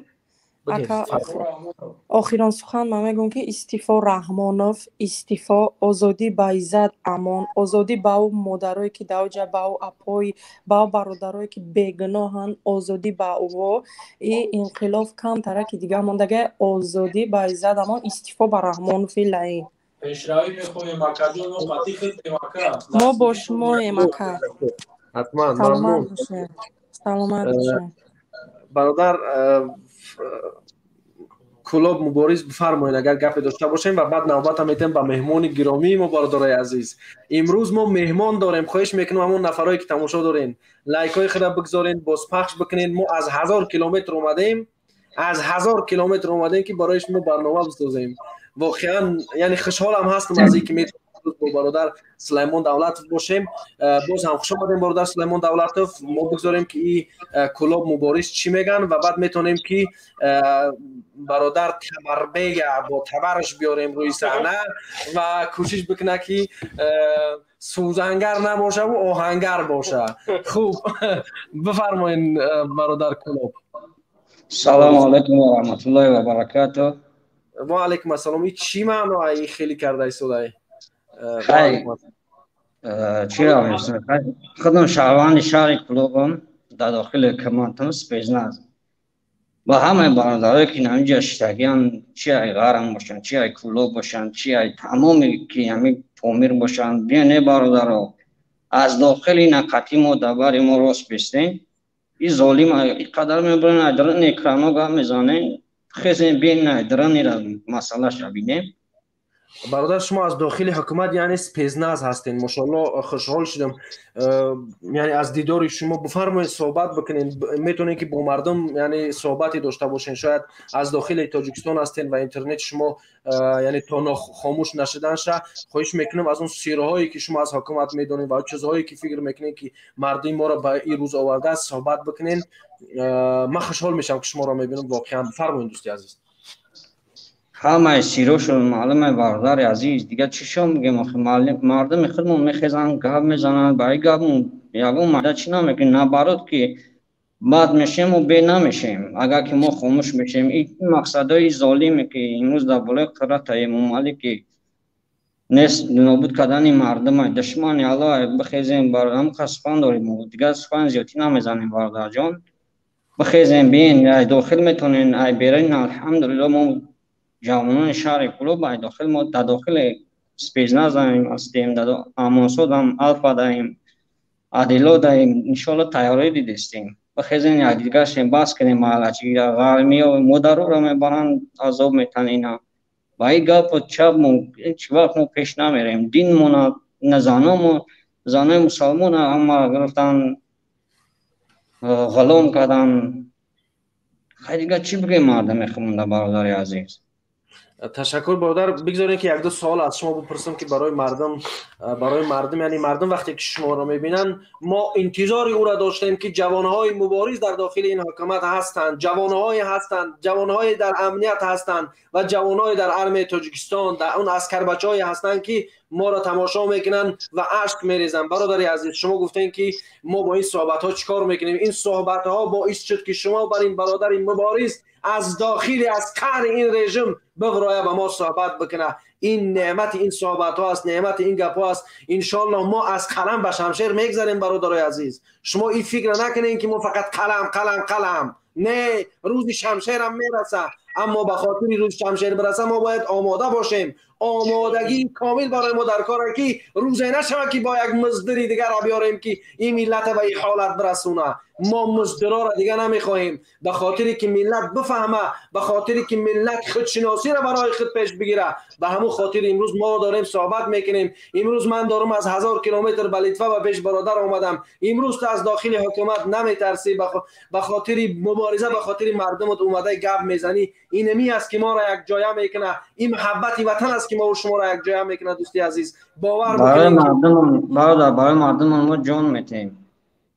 برای که روی مبارزه که ما برامیم با یک کس نمیشه و جعلیم که میتونست خودش یک کس میزدشت. برای که ما برای چی الحمدلله که نه رو افروی شما را ندستگیر که میافتیم و همچنین افروی شما ما دعوت میکنیم که برادرها که وزموش دارین یا که از داخل هستین تیاری دیدستین ما چیکار کنیم، یا که وزموش دارین که بدروین اولش که در آمدین فقط کلا را کار بفرمونه که این بهت حکومت شیطانی های بهت مردم آنمی وقتی که میدره که کم ترک سابراجین نکده، کم ترک هم خالی میبارد نخواه را گمرود میکنن. هر برادری که وقتی که سخانه ما همیشه باش میکنیم که شما را یک کاری کنین آوازتون کم یک دیگرتر باشد، چون ما واقعا برای سلامتی شما، برای آینده شما که شما بهترین کادرها هستین، من واقعا یعنی احتمال او را داره که بعضی کارها صورت بگیرن. به همون خاطر انشاءالله منم یک نصیحت برای خودت دارم برادرم.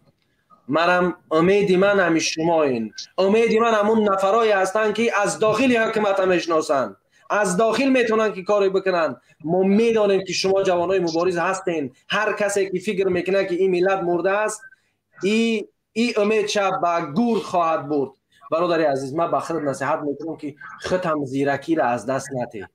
زیرکی برای خودت در کاری بکن، همون خیلی کاری بکن که یک شتیرلس باشی در داخل ارمی تاجیکستان، یک نفری باشه که بدون کاری بکنی، نفری نباشه که تسگیرت بکنن، کاری بکنی که نفرات زیاد بکنی، اعتماد به نفرای همکاری که به اونها اعتماد داشته باشی. مهم نیست که همه جوانای کلاب با تو باشن، مهم نیست که همه جوانا با تو باشن، مهمی که نفرایی که به تو اعتماد میکنن. مثل برادر گفت اصحاب کهف، وقتی که اون نفرایی که با اعتماد بودن، وقتی که نفر اول شبر اومد گفت که کثافت، تو نه پادشاهی نه خدامت را قبول ندارم، اونا را هم با او خیستن. با همون نفرای همکاری که دوست عزیز که آنها به خودت اعتماد بکنن و تو به آنها اعتماد داشته باشی. کوشش که برادر عزیز که آنها شما را شکست ندن. مثل شما جوانای بزرگ زیاد هستند دوستی عزیز. انشالله که برادر عزیز ما برای مبارزه در برآمده مدت را ما انتخاب کردیم، یا پیروزی یا شهادت انشالله.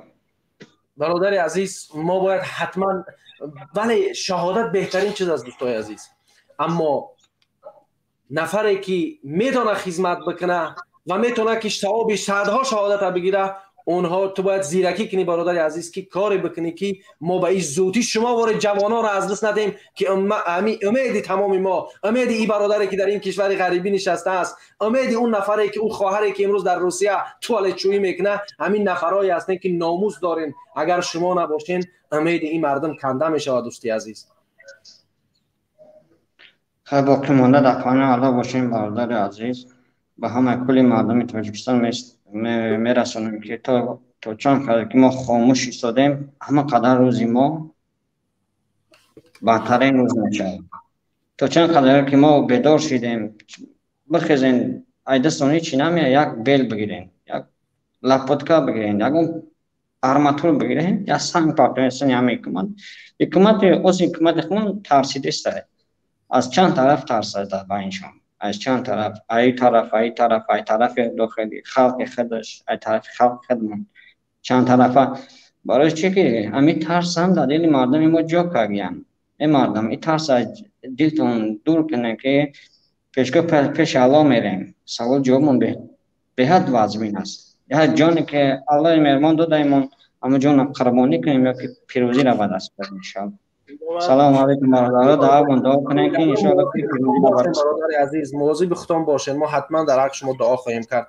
و دوستانی که امروز در برنامه هستند، تشکر جان دوستی عزیز، ممنون از شما. این یک برادری بود از داخل کشور، از همون نفرانی که سپیزنس کار میکنن، همون نفرانی که در امنیت کار میکنن. تشکر به همه شما. خیلی زیاد نفرای خوبم دارین، نفرای دارین که واقعا دلتون میسوزه، اما شما کمین.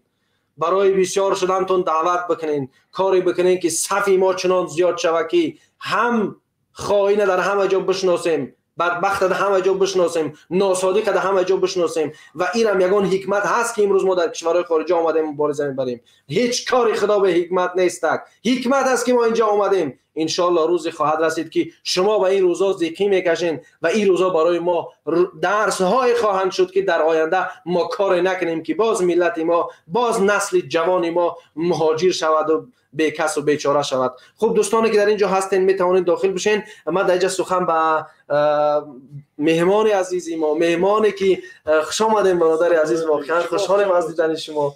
یعنی شما مهمانی برنامه ما هستین و ما برنامه یعنی ما مهمانی خانه شما. خوب فرما دوست عزیز، چی گفتن شما در این در باره این صحبتایی که برادر کردن؟ برادر عزیز، چگونه که دیروز ما صحبت کردیم با برادری که در اوباب بودن، در این ویدیو KGB بودن، میبینه که اینا شخصیت هایی هستن که اونجا مونده شدگی هستن. دیدی که گفت که برادرش آوردن، برادر دیگریش در اوباب کار میکرد. خب برادرش نتونست پشتیش گرفته و خلاص کنه که برادر یگم گناه نداره، همچو تهمت زده آوردن در اوباب.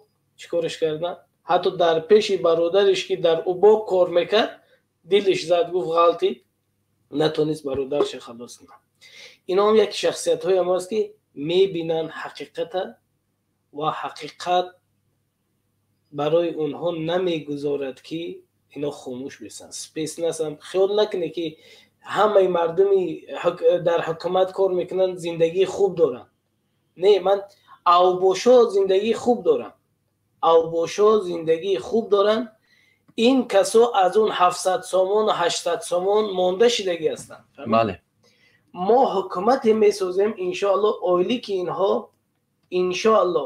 که اینها شاید 5000 سامان 6000 سامان شاید که زندگی خوب را پاره را از بین بردن در کن.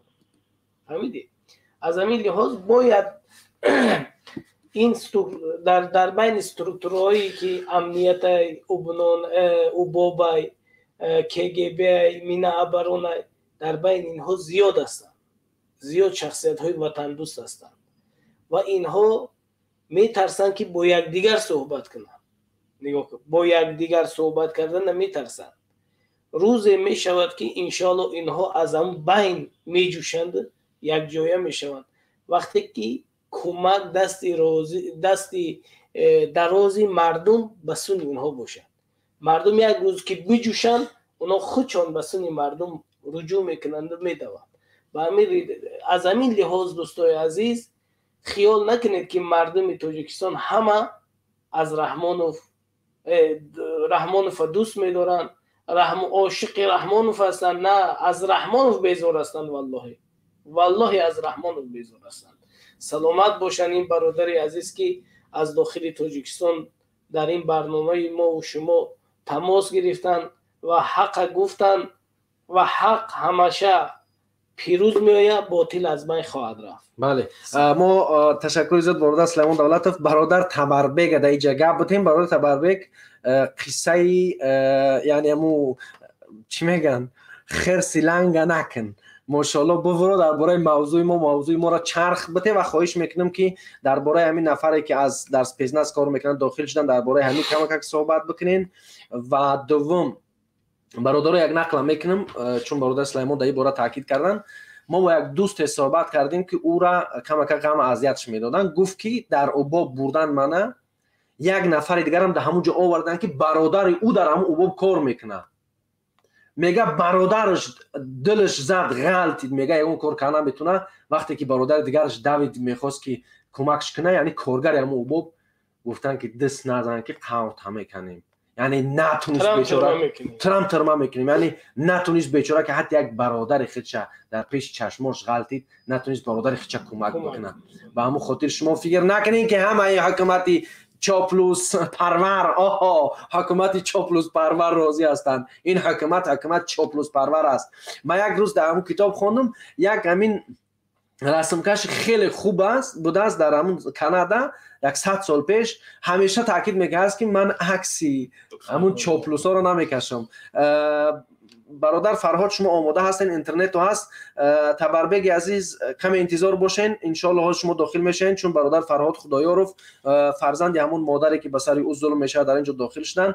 ما با اون یک سخن میتیم، بعد انشالله برادر تبربگ به شما هم نیست سخن خواهیم داد و انشالله انتظار او را داریم که روز شاید که روی مبارک شما را ببینیم، یعنی تنها پاهای مبارکتون نه. خوب بفرما برادر فرهاد خدایارف. سلام علیکم و رحمت الله و برکاته. اینجا برادر فرهاد خدایارف هستند، فرزند همون مادری که در طول روزهای آخر به سر او، یعنی در طول سالهای آخر میتوانیم گفت که به سر او ظلم کرده میشد. برادر فرهاد خدایارف بفرمایید صحبت کنید.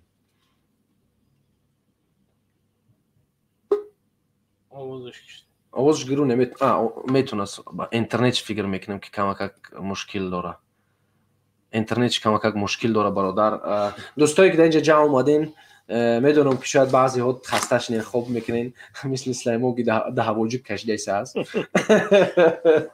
ده هواجیک میگشه و هم خاطر شب خسته نشه. این برنامه هر روز در اینجا ما نمیمه 1000 کیلومتر که برنامه بسازیم.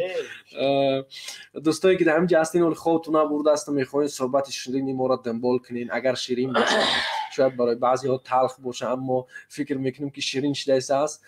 کلاس بمونین و خواهش میکنم که باز پخش کنین، یعنی روی کنین به هر کسی را که میتونین داخل شون صحبت ما را گوش کنن. فکر میکنم که فرهاد خدایارف برادر عزیز ما را اینترنتش کمک ضعیف است و در اینجا برادر تبربک از سخن میتیم. برادر تبربک کامرا تو بکشین، چون که مثلا نمیخوایم که پایهای شما را نشان بدیم، میخوایم که شما خودتون گپ بزنید و کامراتون را خاموش کنید. انا میخوام بفرمایید دوستی عزیز. سلام علیکم. سلام علیکم و رحمت الله. سلام علیکم. به برنامه برادرو خوب هستید؟ منوچه خوبی؟ اگه تو من بچه هم میشوی، من بسیار آدمی 30 سالم کلون است، اگر پسرم گویم خفه نشم. خیلی موضوع بسیار موضوع خوب است، برای اونکه اگر در دولتی که معارف به قوت ندارد در اون دولت پیشروی نیست. در تاجیکستان کثافت هم اساسی ما معارف نداریم. وقتی که معلم یک معاش ناچیز میگیرد او بدیلی کشاده کار نمیکنه. آدم همون وقت انا بدیلی خوش بدیلی پول کار میکند که اگر هم متریال نه پولی درست گیرد هم معنوی کارش معقولش باشد، در همون حالت آدم میتوند که صدقاً کار کند. در تاجیکستان یک سطح پست دارد و وقتی که میباید فکری درستی ندارد، فکر دارد که با کجا پول یابد و فرزند و پدر و مادر و برادرش خورانه. در همون وقت برای همون در تاجیکستان پیشروی نیست. همه دولت‌های پیشرفته گیره، دولت‌هایی که اساساً مبلغ گذاری در معارف مبلغ گذاری کلان میکنن، اون دولت‌ها پیشرفته هستند. در تاجیکستان همین چیز نیست تماما. بعد مثلا در بوره سپیتسناز گپ زدید، شما یعنی میتونید در هر موضوع صحبت بکنید، اما کوشش که موضوع دور نریم و باوری دارم که شما بزرگسال هستین. من احترام شما را دارم. بعضی شوخیایی که میکنم ایران به خاطر این است که یعنی خنده به لب شما بیاید و شما از ناراحتی یگان مریض نشین. یعنی معنای گپ این است که برادر تبربک به فکر شما چرا امروز چنین ظلم به سر یک مادر کرده میشه و مردم ساکت میشینن، اما در طرف دیگر نگاه میکنیم که از داخل کشور از پیسنه از مردم میبرن، میگن که مردم ما قطعی شماییم. یعنی چی چیز باعث شده است که امروز مردم از داخل پیسنه که رحمان فکر میکنه که برای خودش را ساخته است آماده هستند که با مردم باشند؟ یکم با گفتم که ماشین چیز دارن، وقتی که شما کار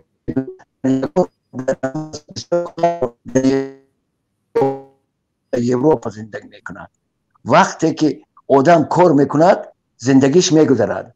در تاجیکستان ما کار میکنید زندگیتون نمیگذرد. برای همین معاش نادرست گرفتن، معاش ناچیز گرفتن در دل مردم، در دل همه مردم زده است. اون برادر درست گفت که کسایی که قلابی میکنن، رشوه‌خوری میکنن، زندگیشون پیش میرود. اگر آدمی تازه، آدمی با وجدان باشد، شما در اون تاجیکستان زندگی کردن نمیتونید. اصلا بسیار چاپلوسایی که در روسیه میگردن میگویی برای چه روسیه آمدم، نمیگوید که سطح زندگی پست است، معاش ناچیز است، میگوید که خیلی خواستم روسیه آمدم. آخه همون تاجیکستان اگر جنت جهان باشد و برای چه از جنت پرسفته میبیایی که در روسیه من ساعت میبینم تاجیکا چه خیلی زندگی میکنن. از همه زندگی بد در روسیه تاجیکای ما دارن. در یک جایی که خوب میرن که میبخشی در دور اتحاد شوروی در خانه ما آقل ما خوبتر بود از اینجا، در همون جا زندگی میکنن.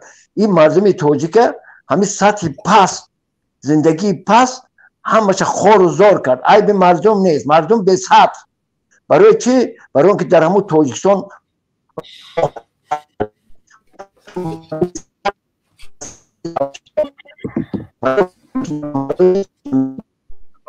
برادر تبربک، اینترنت شما کمی ضعیف است. من شما را مجبور هستم که از استودیو بیرون کنم، به خاطر اینترنت شما کمی ضعیف است. در اینجا یک برادر تیجه 03 تیجه کلوبان، فرمایید برادر عزیز، شما صحبت کنید. سلام علیکم ساغره کوهستانی. و علیکم السلام و رحمت الله و برکاته. فرمایید دوست عزیز. سلام علیکم برادر سلیمان. و علیکم السلام. بعدا سلام خود را به تمام مردم تاجیکستان میرسانم، با تمام بینندگان شما هم. ما راستی باره ساغره کلوبی یک چیز گفتنیم، یک پرسیدنیم ای شما. ساغره کوهستانی چند لایک داری و چند تماشابین؟ راستی ندیده ایسم، من فقط هم نگاه کرده ایسم که 300 نفر یا که 291 نفر دیستم، اوقع اهمیتش ندادم. نه لایکاتون چند نفره یا تماشابین تون چند نفر؟ من راستی نمیدونم چون ندیده ایسم او را، یعنی شرایطی او را ندارم که داخلشم ببینم. اینا خوب برادر سلیمان دولت میشم ببینم. زیاده خیلی. یک بار 312 تماشابین، 645 لایک. 312 تماشابین؟ بله 312 تماشابین است، 645 لایک. بله.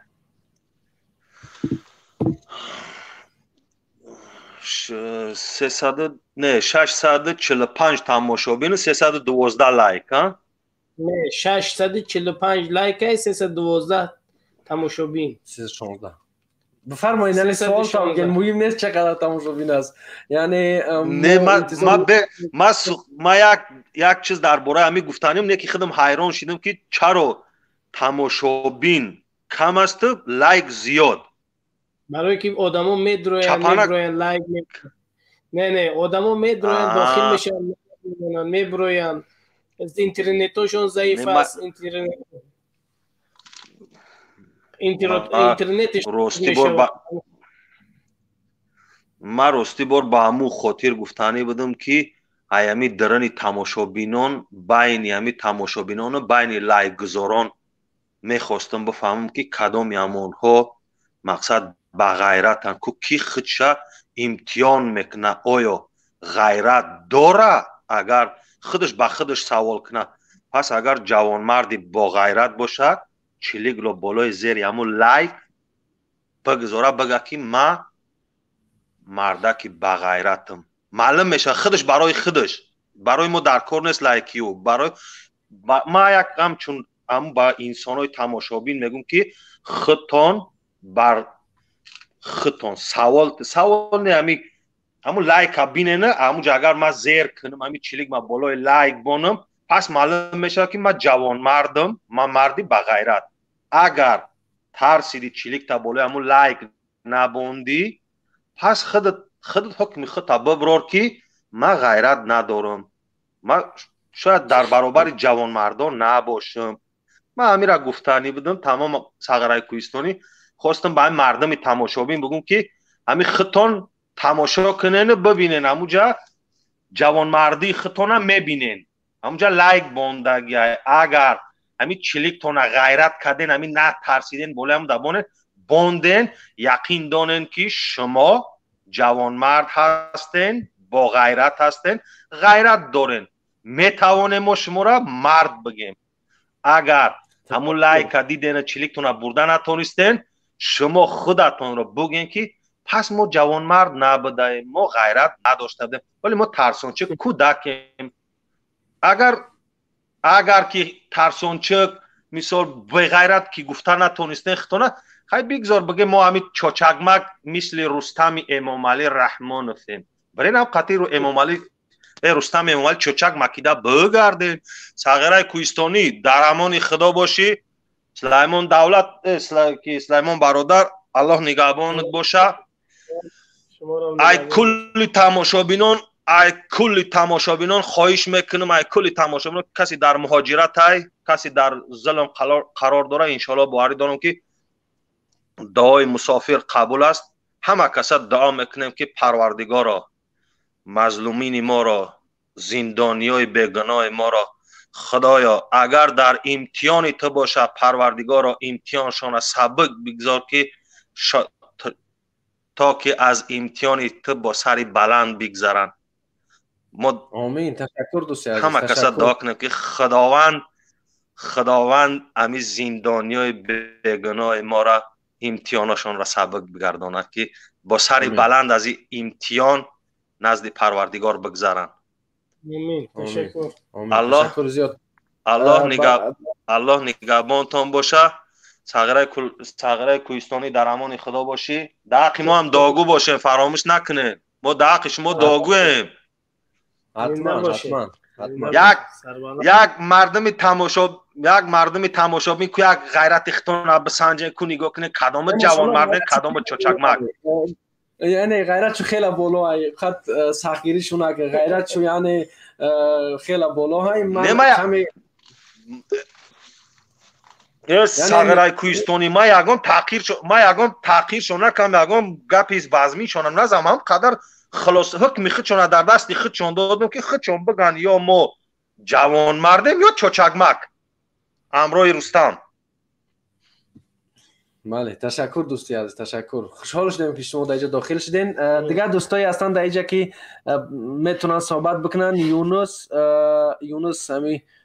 شما میخواین صحبت بکنین بفرمایید. یک چیز دیگه را بگم منوچهر جان بفرمایید. دوفی دیگه همین صحبت دیگرتان انتظار میشم. میخوام یا در جایی که همچو امتحان سنجش در کرسی رئیس جمهور بدن اشتراک میکنم. شما سوال تین بگذار مردم سوال تا بگذار که شما میخواین. ماشاءالله برنامه‌ای که ما یک نفر رئیس جمهور گذاشتیم تمام خلق کلا باز رئیس جمهور شدن. یعنی ماشاءالله یک چخچخ برای این جوونا.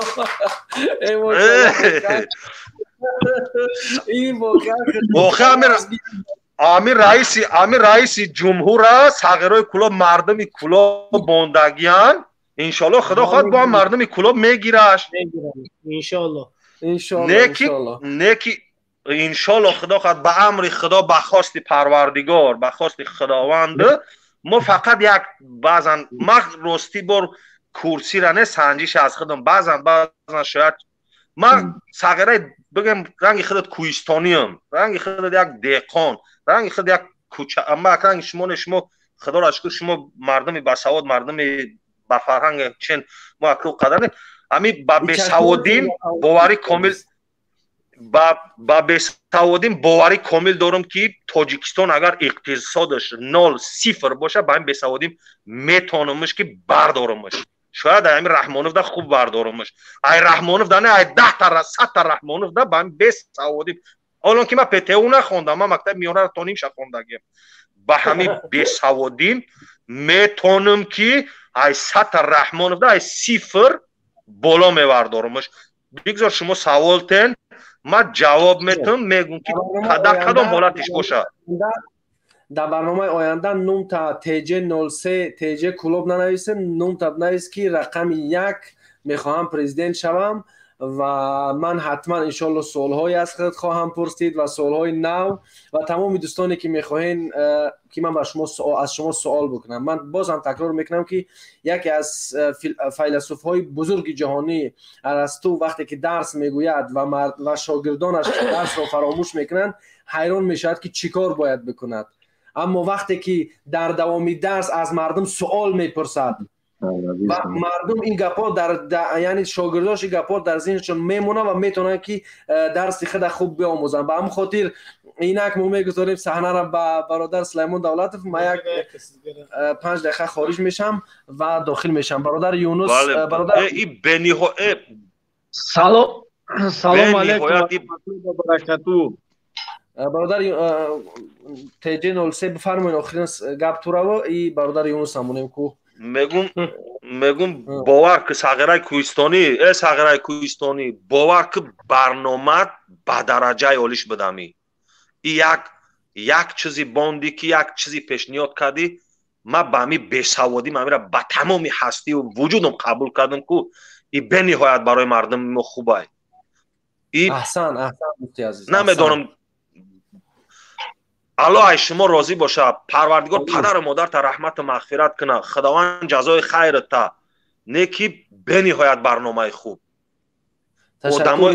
یک چیزم میگم دیگر از خودت سوال ها برای خودت شخصا برای خودت میگیرم کتاب سوال از خودت میپرسم و آماده باشی که همچون نفری که پرزیدنت چاو میخوای باشی شاید یعنی شخصی از خودم سوال بکنم. و برادر عزیز من در اینجا باید خارج شم، شما آخرین گپ تو بگین.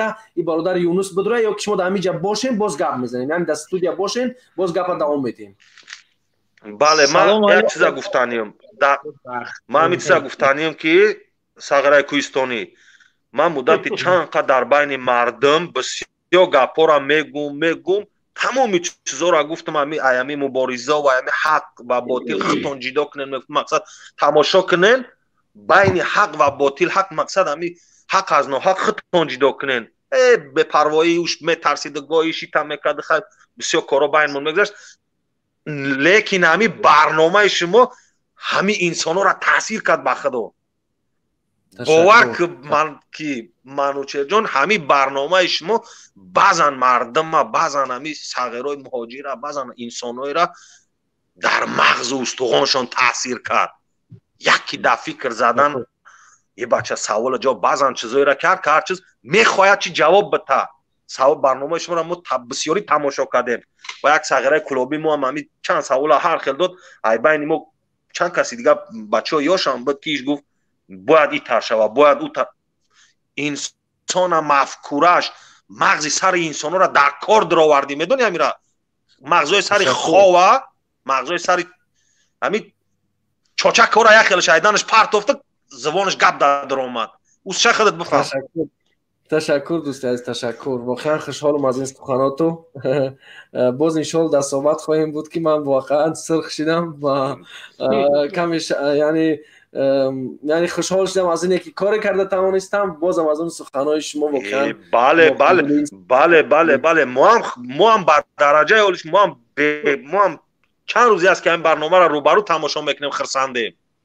زیرا فرزندای ما، دادرای ما، برادرای ما، مردمی که معلومات عالی ندارن بعضن چیزا از خود میکنن. او دوایی که او ایودا این برنامه خودت خیلی خیلی خوب خیلی فرق کرد. تشکر زیاد دوستی عزیز، تشکر زیاد. بگذاریم که برادر یونس صحبت بکنه.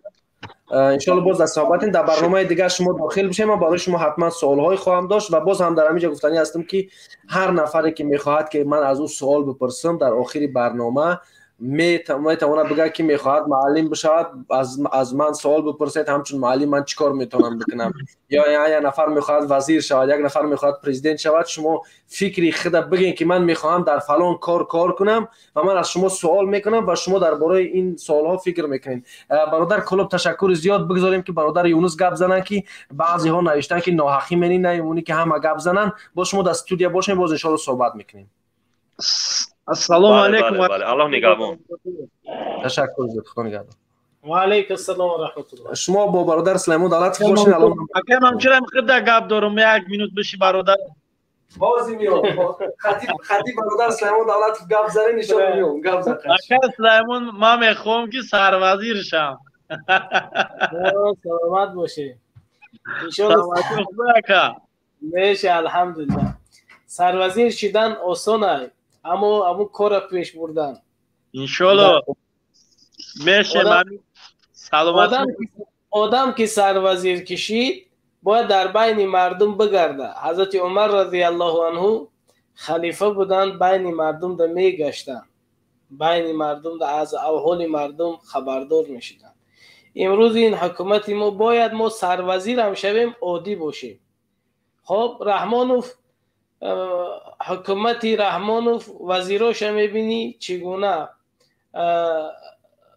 چگونه رفتار میکنن با مردم، با خلق، بے پروا هستند. خودشان سوید دارن، برق دارن، زندگی خوب دارن، اما مردمشون احوال مردمش خبردار نیست. شما هم تاریخ حضرت عمر رو ببینید که شبا میبرامد در کوچه ها میگشت، اما سروزیر شوی مثل حضرت عمر میتونه که در کوچه ها بگردی. سروزیر شوی میتونه که مثل حضرت عمر رضی الله عنه از حال کمبغلا خبردار شوی. این قدرت داره. این اول همین سوال به خودتون بده، همین قدرت دارین یا نداره؟ اکا سلیمان اکمو دای موبایل گفت بچه کلابی برامد گمه خیال ما گفتم خیلی من سروزیر میشم. اجازه گفت بده کاکو. بچه کلابی بسیار یک بچه شیردل بود، از خیلی صحبت‌های جالب کرد، خیلی صحبت‌های خوب کرد. مثل مردم کلاب که بسیار صحبت‌های خوب دارن، اما آشکارانه صحبت میکنن. چگونه ای که گفت که ما رحمان و فسر قدرت آوردیم، ما رحمان و دفع میکنیم. انشالله این رحمان و خدازده و پدر انشالله گم بشه و با قریب انشالله اولش خداوند خودش انشالله برادرها به حد بسیارن، روز بر روز خاک امامعلی میجنبه انشالله. تشکر برادر عزیز. بهتر که در سوالت کنم سروزیر. سروزیر میخوایی دنبال شده تا 10 سال داد یا که واقعا سروزیر و سروزیر برای تو چی را میگه؟ یعنی سروزیر شدی چی وظیفه ها را میخوایی اجرا کنی؟ اکه من چرا میخوام از سروزیر باشم که همی پسلنی سالدات باشم، سالداتی پرستوی میخوام، نه خیلی سروزیر میخوام.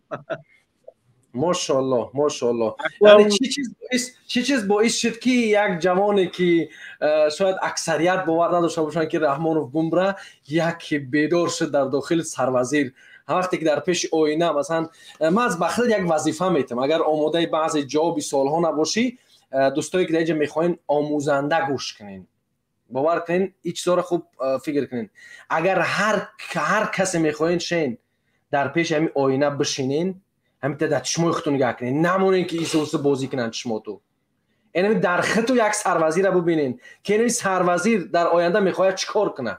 اینا با خود یعنی این قدر باوری داشته باشین که همون 3 دقیقه که با خود صحبت میکنین همه چیز فراموش کنین. فراموش کنین که شما در روسیه کار میکنین، فراموش کنین که شما راه میروین، فراموش کنین که شما در عذاب و اذیتین. همون 3 دقیقه فکر بکنین که شما کی میخواین بشین، بختو گپ زنین و چی برنامه داری خودت همچون نفری که میخوای سروزیر بشه و به خاطر چی میخوای سروزیر بشه؟ به خاطر میخوام که خلق تاجیکستان آزادانه، خلق هم خیلی باشه که فرق نکنه وزیر خلق خودی یک جا باشه. این را میخوایم، این وزیر وظیفهش. یگام کسی دیگه نیست سروزیر میخوای بشه یعنی یگام کسی دیگه نیست وزیر علم شما کو وزیر نکن تو منم برادر عزیز اکرم میبخشی برادر وقتم کمتره ایرا من خود اسپیسیال خود مرا شروع میشناسیم اگر همین شوه بعد همین خود قضیه سخن دارم اگر شوه اگر بعد در علاقه تماس ببریم برادر ما میتونین که در فیسبوک من یا در اینستاگرام بنویسین ان شاء الله با نوبت دیگر یک واتساپ سوز میکنم چه برادر رو قناه میفهم اگر شوه نمره ما با فکرم خود در برآمدگی ببروی از به حد همین عدد سوال دارم ردنا جانم روی بالا فهمیم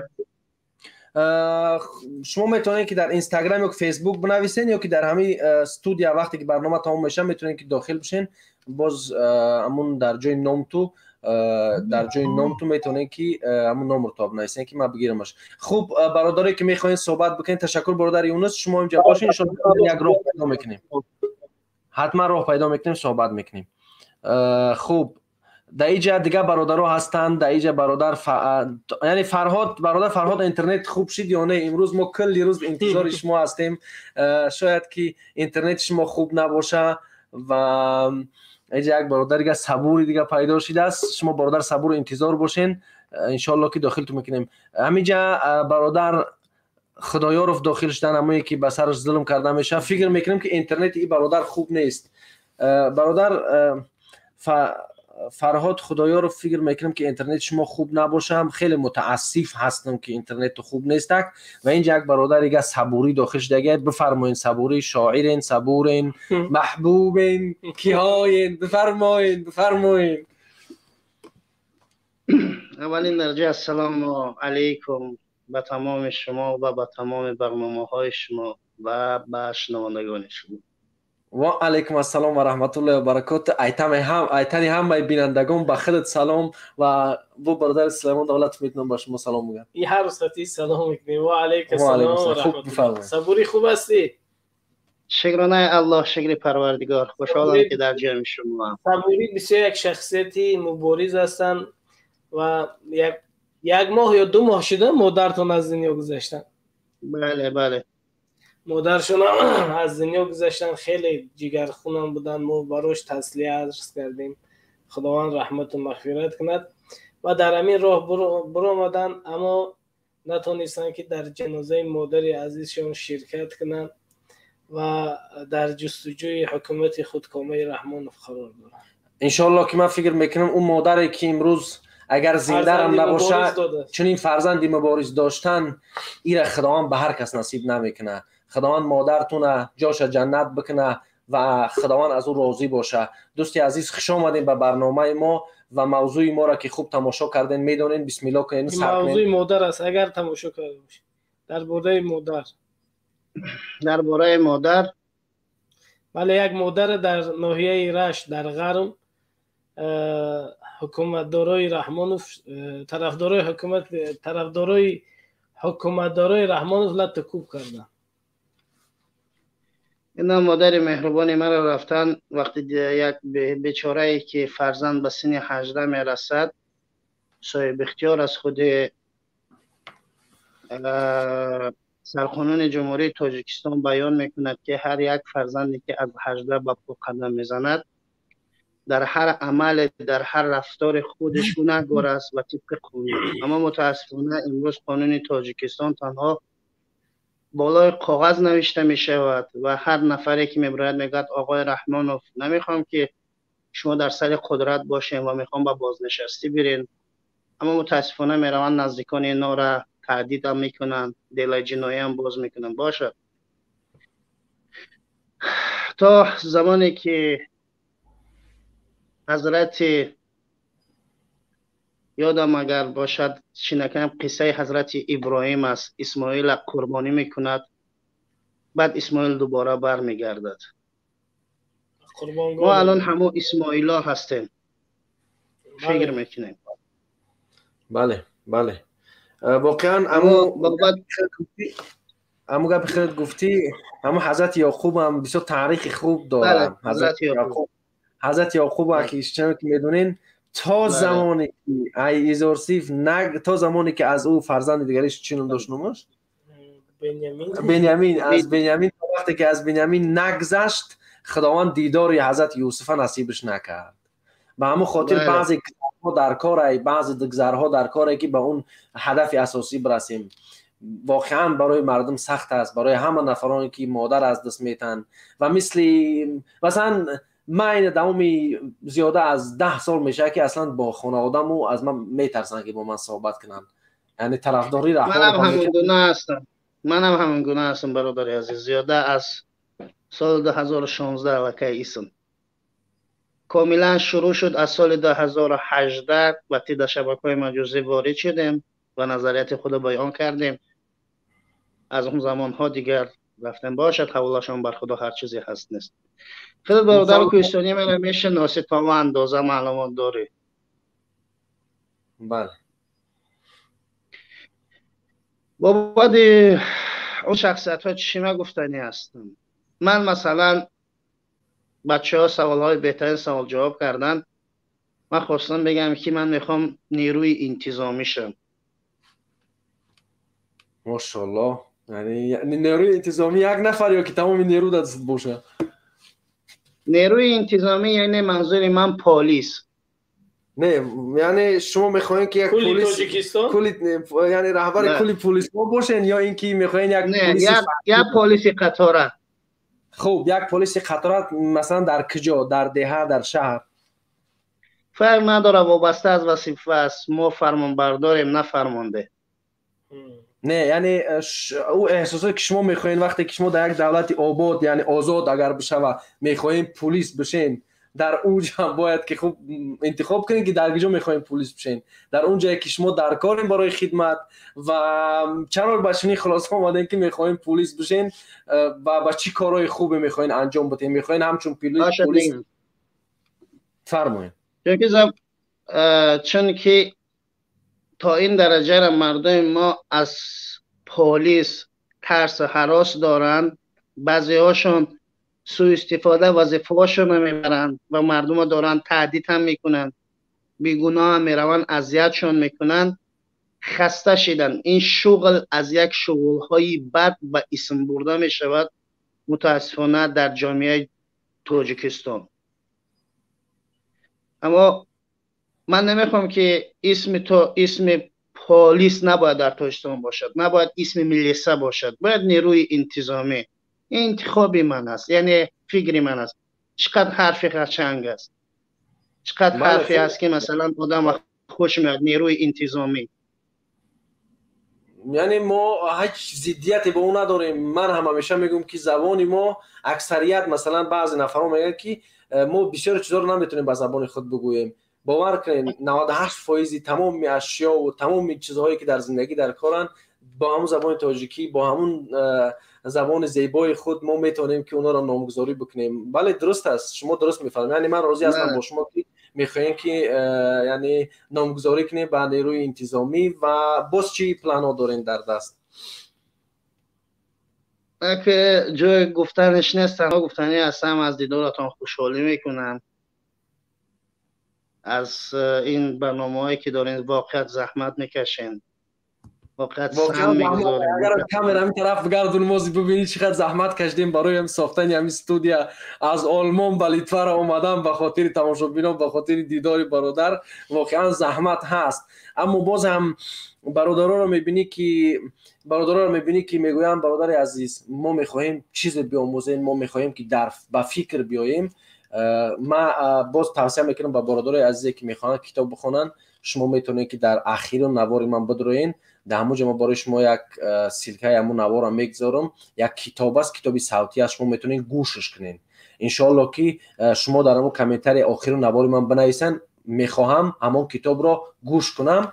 من همون کتاب برای شما روان میکنم، انشالله او کتاب را گوش بکنین. این اولین قدم شما میشد برای چیزی آموختن. یعنی من نمیخوام معلم باشم، من معلم نیستم دوستای عزیز. من فکر میکنم که ما برای آموختن هم یک نیاز داریم که یک همدیگر را بفهمونیم. چون وقتی که من در همین یوتیوب آغاز به کار کردم، همین برادر عبیدالله سعیدی بسیار چیزا را که نمیفهمیدم ساعت 1 شب زنگ زدم برادر عبیدالله سعیدی خواهش میکنم فرانسه برای من بیاموز. یعنی اینا در حق ما خدمت کردن. من فکر میکنیم که ما را نیز میتوانیم در حق اون برادرایی که طالب علم هستند خدمت بکنیم. شما میتونید در هر نواری که هست، در نوار آخر که من بتونم کامنت‌های شما را بخونم، شما میتونید که 4-5 جمله بنویسید و در آخرش که برادر عزیز همون کتابی را که میخواستید ما را پیشنهاد کنید میخواهم بخوانمش، من ان شاء الله همون سلکه امر را روی میکنم، شما میتونید داخل بشین بخونید. تشکر زیاد برادر صبوری. اینجا دیگه برادرها هستن، برادر عبدالله و برادر کلوب 24. فکر میکنم که خب برادر عبدالله را صحبت میتیم و تشکر برادر صبوری. شما میتونید دیگر برنامه های ما داخل بشین و مهمون برنامه ما را خیلی خسته شده و فکرم در فکر او که چون این برادر یک تاجر است، سلیمان دولتوف یک تاجر موفق در لیتوا است و یعنی تا همین لحظه برنامه را تلفنش در زنگ بود، یعنی تا همین پیدا شدن ما را در همین استودیو تلفنش در زنگ بود، اما ما گذاشتیم که صحبت کنه. برادر فرهاد انشالله که فکر میکنم این دفعه اینترنت خوب باشه چون که طول 2 ساعت میشه انتظار شما هستیم. بفرمایید برادر فرهاد خدایارف. برادر فرهاد خدایارف همون نفری هستند که به مادر آنها ظلم کرده شد و یک شدن. خوش آمدین برادر فرهاد خدایارف. سلام علیکم و رحمت الله و برکاته. و علیکم السلام دوستی عزیز، ما شما را میشنویم. برادران راستی گپ چند مرتبه وارد شدن خواستیم، اما متاسفانه از سبب اون که ما اینترنت ضعیف بود نتونستیم در خانه نتونستیم صحبت کنم. این بیان برآمدیم و با شما صحبت شدیم.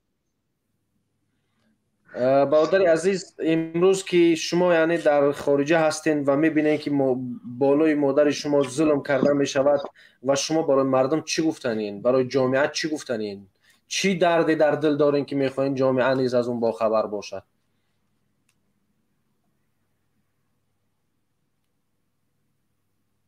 و چی باعث شد که خانواده خدایارف ها را دولت قدر یعنی حکومت قدر چپ بگیره؟ و راستی گپ همین دردی که امروز در قلب ما هست به حد یک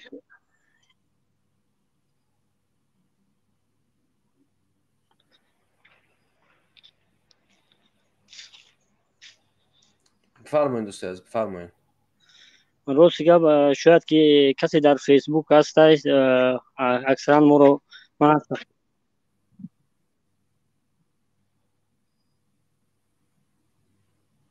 صحبت کنین دوستی عزیز، صحبت کنین. او هیچ گپ نداره، اگر اون تشکر گپ زد لهستانی من خودم جوابش میتونم. راستی گپ همین مسئله که به مادر ما این روز رخ داده است، سبب اساسیش این است که من رئیس حزب سوسیال دموکرات در منطقه و ناحیه راست بودم و طول 5 سال که رئیس سوسیال دموکرات بودم، خیلی از همون مبارزه‌ای که در داخل ما داشتیم، مبارزه مسلحت آمیز داشتیم. نه اینجا ایجا گپ سر همین چی هست است که درست نیست، همین اینترنت ضعیف است. ها نه ما شما را شنیده هستیم، شما میتونید صحبت کنید.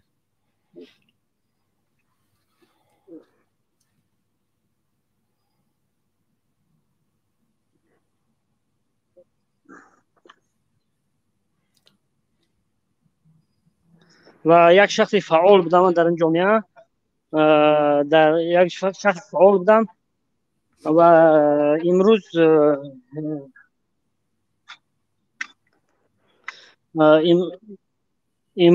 میبینیم که امروز در تاجیکستان نه تنها در منطقه است و در تمام منطقه های تاجیکستان یک ناعدالتی به چشم میرسد.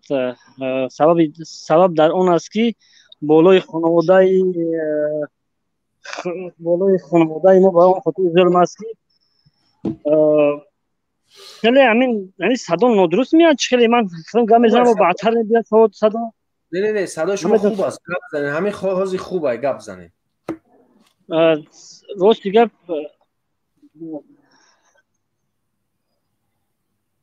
در تمام منطقه خیلی واسطه همین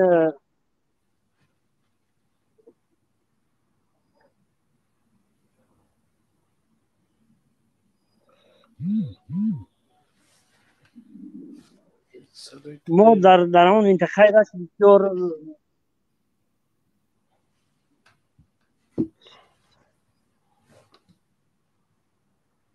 تمام همین راستی گپ تمام همین مشکلات بالای خانواده ما است. سبب اساسیش همین سبب اساسیش وابسته به همین فعالیت سیاسی ما است که من شخصا و برادرم در شبکه‌های اجتماعی فعال هستیم. تمام همین مسائلی که در منطقه می شود ما از رسانه‌ای میکنیم. یکی از سبب‌های اساسی در همین است. من هرچند در این اینترنت ها فعال نبودم و در طول این 10 حتی 15 سال میشه که من قریب در مبارزه هستم، در مبارزه در 300 کیلومتر هستم. راستی گپ خیلی علاقه ما در داخل هم ناحیه رشت و بسیاری همون منصبداران بسیار سر و کار داشتن که بر همه کارهای غیرقانونی آنها میکردن. ما زید برآمدیم و تا حال جدید هستیم. از همین سبب آنها به هر راه و بهانه یکی همه کارهایی که در منطقه می شود در بالای خانواده می شود در همین خودی همین مقامات آنها تشکیل میدهد. درست گپ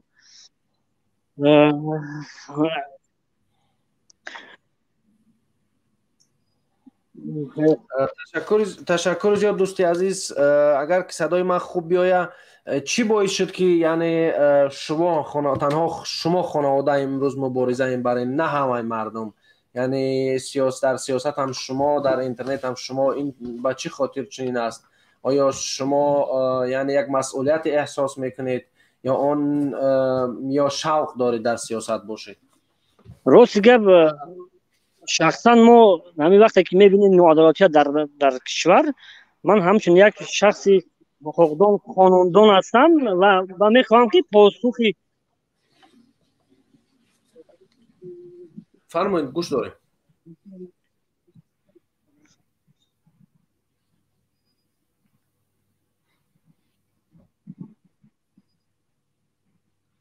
برادر عزیز، فکر میکنم که ما در اینجا دیگه مردم از صحبت بتیم انتظار هستن و دفعه دیگه انشالله با شما صحبت خواهیم کرد در یک موقع خوب که اینترنت خوب باشه.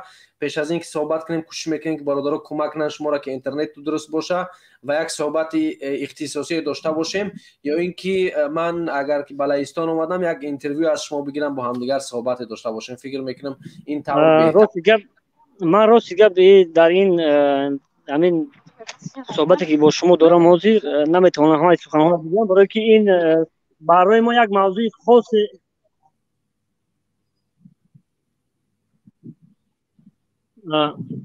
من یک پیام دارم.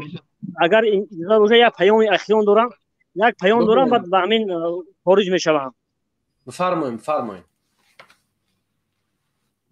پیام من به حکومتداران تاجیکستان و خصوصا به حکومت ناحیه رشت، اساس به تکرار ناحیه رشت و کشورزاده عبدالرشید همین است که از این عملهای جنایتکارانه دست بکشد، وگرنه همان جنایت‌هایی که در طول چند سال فعالیت کاریش در غرب و عموما در منطقه در تاجیکستان انجام داده است، همه آنها رسانه‌ای خواهند شد. به خاطر آنکه مخصوصا آنهایی که به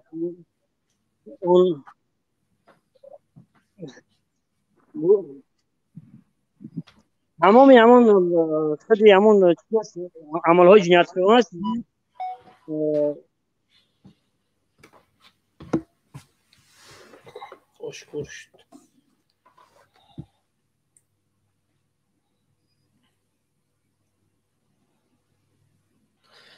خوب دوستی عزیز، ما حتما انشالله کوشش میکنیم که پیام شما را باز در یگان نوار دیگه برای اونها باز خوبتر برسانیم. فکر میکنیم که حتما یک صحبت خوبی با شما خواهیم داشت تا اینکه اینترنت شما خوبتر باشه و وضع خوبتر باشه، چون که شما گپ میزنین و گپتون قطع می شود.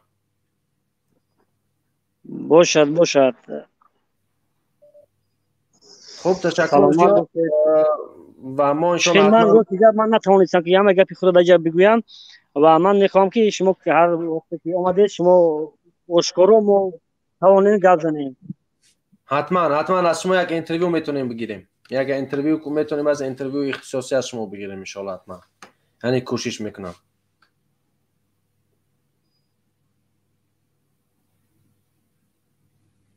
باشد، سلامت باشید، سربلند باشید و خدا نگهدار شما باشه. خب در اینجا برادر ما این همون پسری همون مادری هست که به سر اون مادر ظلم میشود و دوستانی که در اینجا هستن شما میتونین که باز داخل شوین. برادر احسان کلاب عبدالله برنامه ما 20 دقیقه طول میکشه و به انجام میرسه چون که مهمان برنامه ما را امروز کمی خسته شده است و ما در خانه نیستیم که دیگه بتونیم که تا ساعت 1 شب با شما صحبت بکنیم. من انشالله از امروزه راضی هستم از شما دوستای عزیز فعالتر باشین. یعنی معلوم است که من امروز پنجشنبه برنامه دارم، فعالتر باشین، کوشش بکنین که نورو را به مردم بازپخش بکنین، به خاطر که یوتیوب من بسیار دوست نمیداره. به خاطر چی؟ به خاطر که من یعنی چند وقت در یوتیوب نبودم و یوتیوب همون نفرایی که زیاد مثلا نوار نمیگذارن هر روزه اونا را اونقدر دوست نمیداره، چون که یوتیوب میخواد که مثل کارگر ما برای هر روز نوار کنیم، اما ما در همین کمک ضعیفی میکنیم یا اینکه وقت پیدا نمیشد. خب برادر عبیدالله سعیدی بفرمایید. اینجا برادر عبیدالله سعیدی هستن. کی؟ نه فرهاد صحبت کرد اینترنتش نمیتونه با کلی گپ زنه. برادر عبیدالله انصاری بفرمایید دوست عزیز. بله دوست عزیز، بسیار امروز صحبت‌های خوب شد. من امیدوارم که این صحبت‌ها اون صحبت‌های باشد که مردم ما بیشتر او را ببیند و کوشش کند که کسانی که در داخل منطقه‌های ما هستند با ما در تماس بیایند و بتوانیم یک طرز مبارزه‌ای را پیش بگیریم که ما نه تنها با حکومت مرکزی از این پس بلکه با حکومت‌های شهری را دیگر مبارزه را شروع کنیم. ما تا امروز فقط مبارزه ما با حکومت‌های مرکزی هیچ وقت مبارزه را با حکومت‌های مثلا شهری یا که حکومت‌های اون ناحیه و منطقوی نمی‌کردیم، چون مشکل اصلی از حکومت شهر است. این ما 100% درک می‌کنیم، ولی از این پس ما با شما جنگ اعلان می‌کنیم و مبارزه را قوی خواهیم کرد و دروغ‌های شما را آشکار می‌کنیم، خصوصا حکومت ناحیه رشت. بدونین که از این پس ما با شما مبارزه را شروع می‌کنیم و جدی، و از اینجا ما اعلان می‌کنیم که کسانی که در منطقه رشت هستیم با ما در تماس باشید. ما شماره واتساپ علاوه باز می‌کنیم از این پس و با شما مبارزه قوی را و ما از دیگر برادران مبارزان دعوت و پیشنهاد می‌کنیم که در منطقه‌های خودتون از این پس تیم‌ها را آماده بسازیم و مبارزه را شروع کنیم. ما دیگر در هر منطقه، خصوصا من منطقه خودمون، منطقه رشت، ما به عهده میگیرم و تیم آماده میسازیم ان شاءالله و مبارزه قوی را در مقابل این خیل ظالمان شروع میکنیم. شما را تا این پس ما اهمیت نمیدادیم، همه کار انجام دادیم. چی کاری میخواستید کردید؟ حتی با مادر 65 ساله رحم نکردید، او را با اوباشی متهم کردید. مادر کسی را که فرزندانش به خاطر نجات این ملت، به خاطر حقیقت در رشت رفتن زندان شدن، به خاطری که از حقوق مردم اون ساکنان اون منطقه دفاع کنند، ولی شما به این رحم نکردید و در نسبت یک مادر 65 ساله تهمت کردید. از این پس ما اکنون مبارزه را شروع میکنیم. هستن کسانی، ما میدونیم اون خیانت های شما در دانشگاه ناحیه رشت که چه در اونجا از دیگر ملت ها میاد، چه تاجیک، همه سندها فروخته میشد. یگان شاگرد دانشمند از اون دانشگاه خارج نمیشود. همه سندها، همه دیپلم‌ها در اونجا فروخته میشود. همه اگزمین ها از اونجا فروخته میشود. فکر میکنیم ما از این صبح خبر نیستیم؟ هر یک تای شما، همه شما روز تا روز آشکار خواهید شد. فکر میکنید اون اتلیه ساختید یک هفته کار نکردن به خاطر نمایشی، فکر میکنید از اونها ما خبر نیستیم؟ فکر میکنید از تمام مغازه‌هایی که شما میری فساد میگیره از اونها ما خبر نیستیم؟ همه اونها با خبر هستیم. از این پس ما با شما مبارزه را شروع میکنیم. دونسته بگیرید که دیگه هیچ وقتی گناه شما دیگه پنهان کرده نمیشه. از این پس ما شما رو آشکار میکنیم. تشکر برادر کوهستانی. برادر سلیمان کمی حرف زنی، از جا صحبت کنید. دیگه از دیگرم دعوت کنید، از جا صحبت کنیم. فیروت کنیم، برادرای دیگر را فیروت کنیم، برادرای سیاسی را فیروت کنید. محمد اقبال همیجا هسته. محمد اقبال داخل شد صحبت کنیم در چی 10-20 دقیقه دیگه موندگی است خاتمه میتیم. ما هم در جای کار هستیم الان.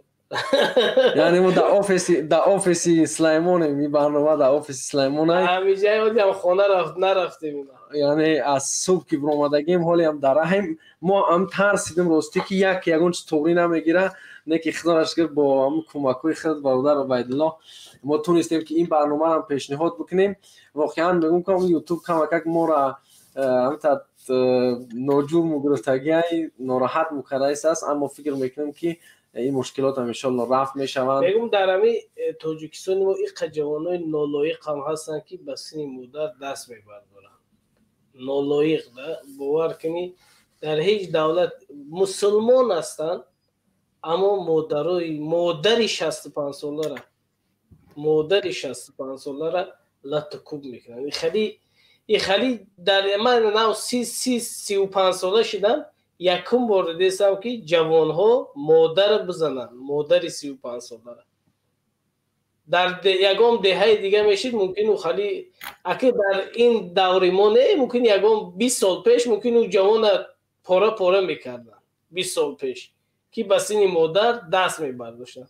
گجا شدی جوان ها، گجا شد اون شخصیت هایی که 20 سال پیش بودن، او جوان هایی که 20 سال پیش بودن، او غیرت 20 سال پیش گجا شد که امروز مادر خورشیدگی مادر میزنن.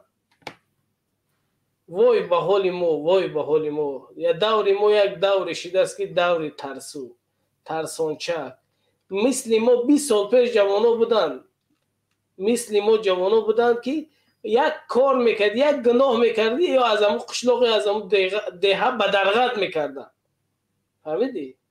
امروز مادری توجیک میزنن، مادری 65 ساله که پیر شده تو پدنالت پای تو بشکنه که نخواه یک مادر به شتادلت کوب کنی. امیدوار هستم که دیگر این خطاگی همین رحمانوف رود، دیگر این خطاگی که در طول 30 سال شدگی است به ملت ما هیچ وقت دیگر تکرار نشود. این باید در تاریخ ملت تاجیک تا آخر دنیا بیستد که ملت تاجیک ببیند بداند که همین خیلی ظالمی بدبخت خدا زده بود.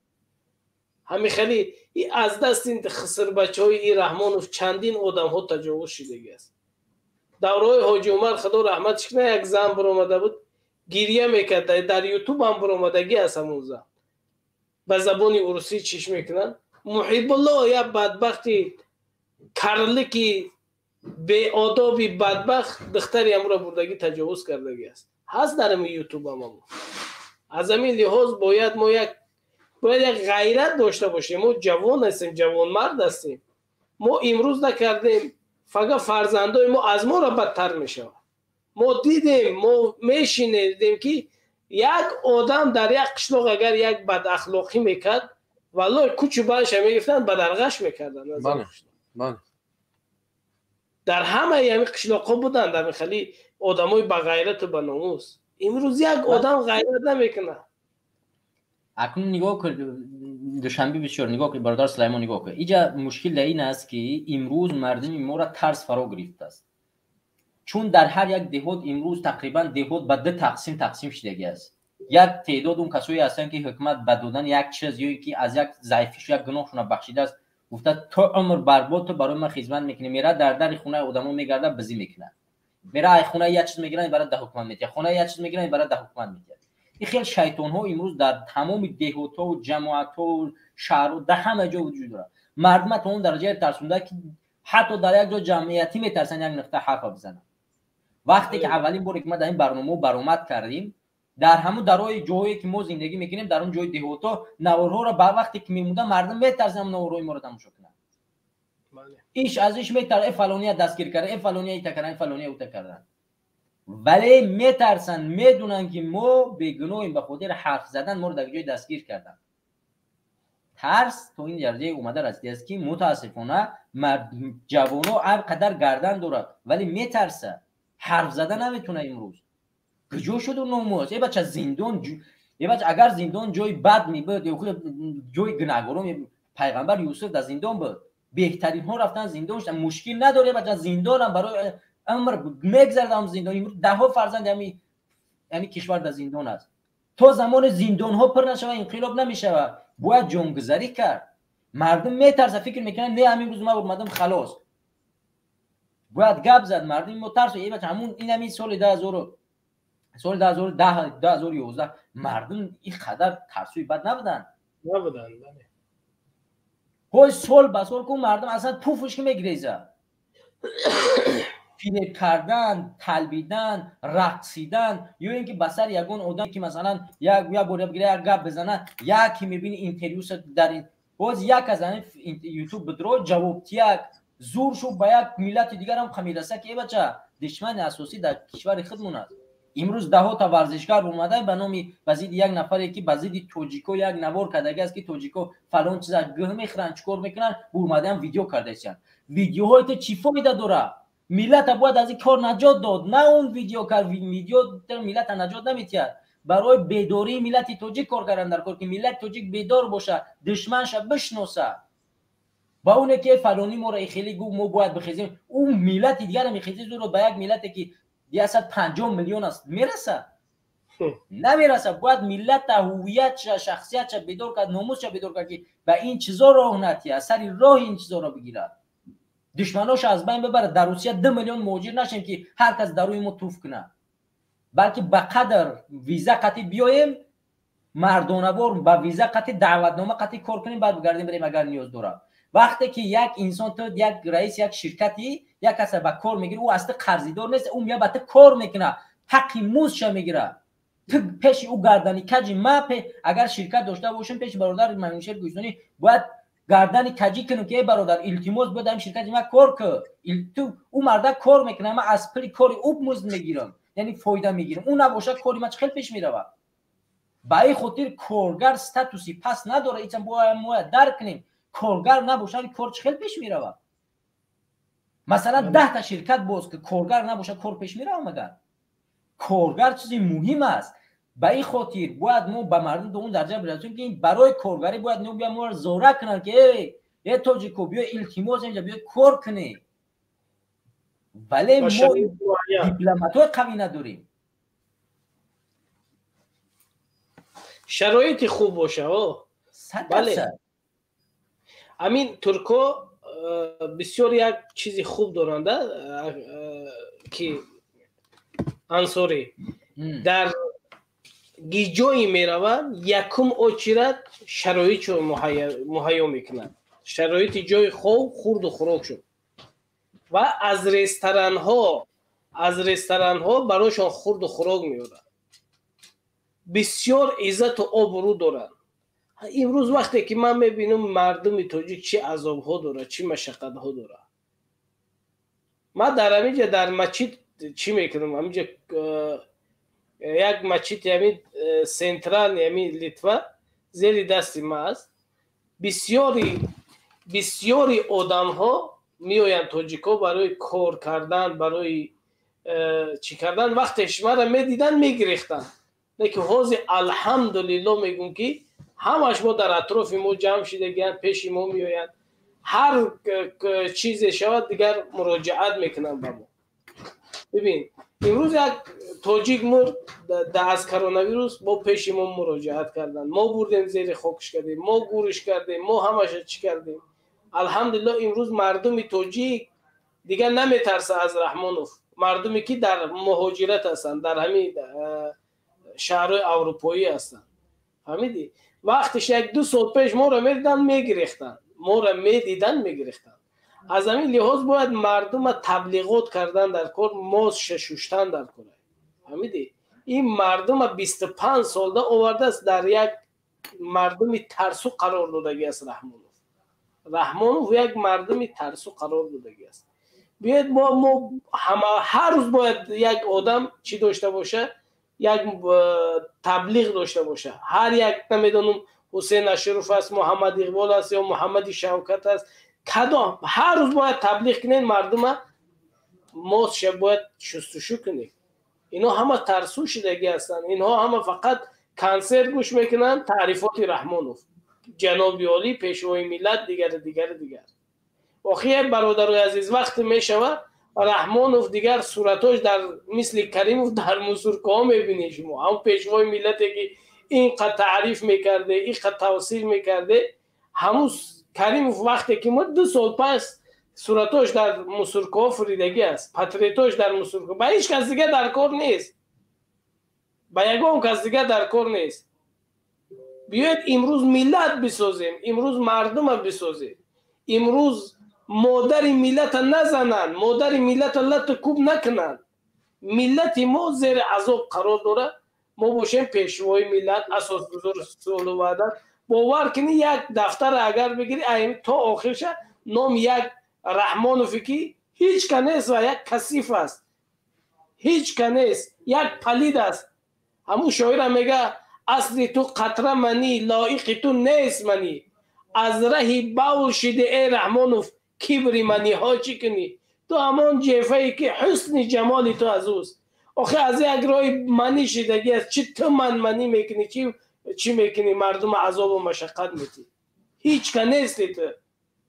بیاید یک آدم است که مثل من تو است، اینم 2 دست دیده سی، اینم 2 دست هم تو هم داری، رحمانوف هم داره، همین سر هم تو هم داری، رحمانوف هم داره، همین چشم هم تو هم داری، رحمانوف هم داره، همین پار هم تو هم داری، رحمان، همین عقلی که الله برای تو داده است برای رحمانوف هم داده است، همون مثل تو است همون رحمانوف.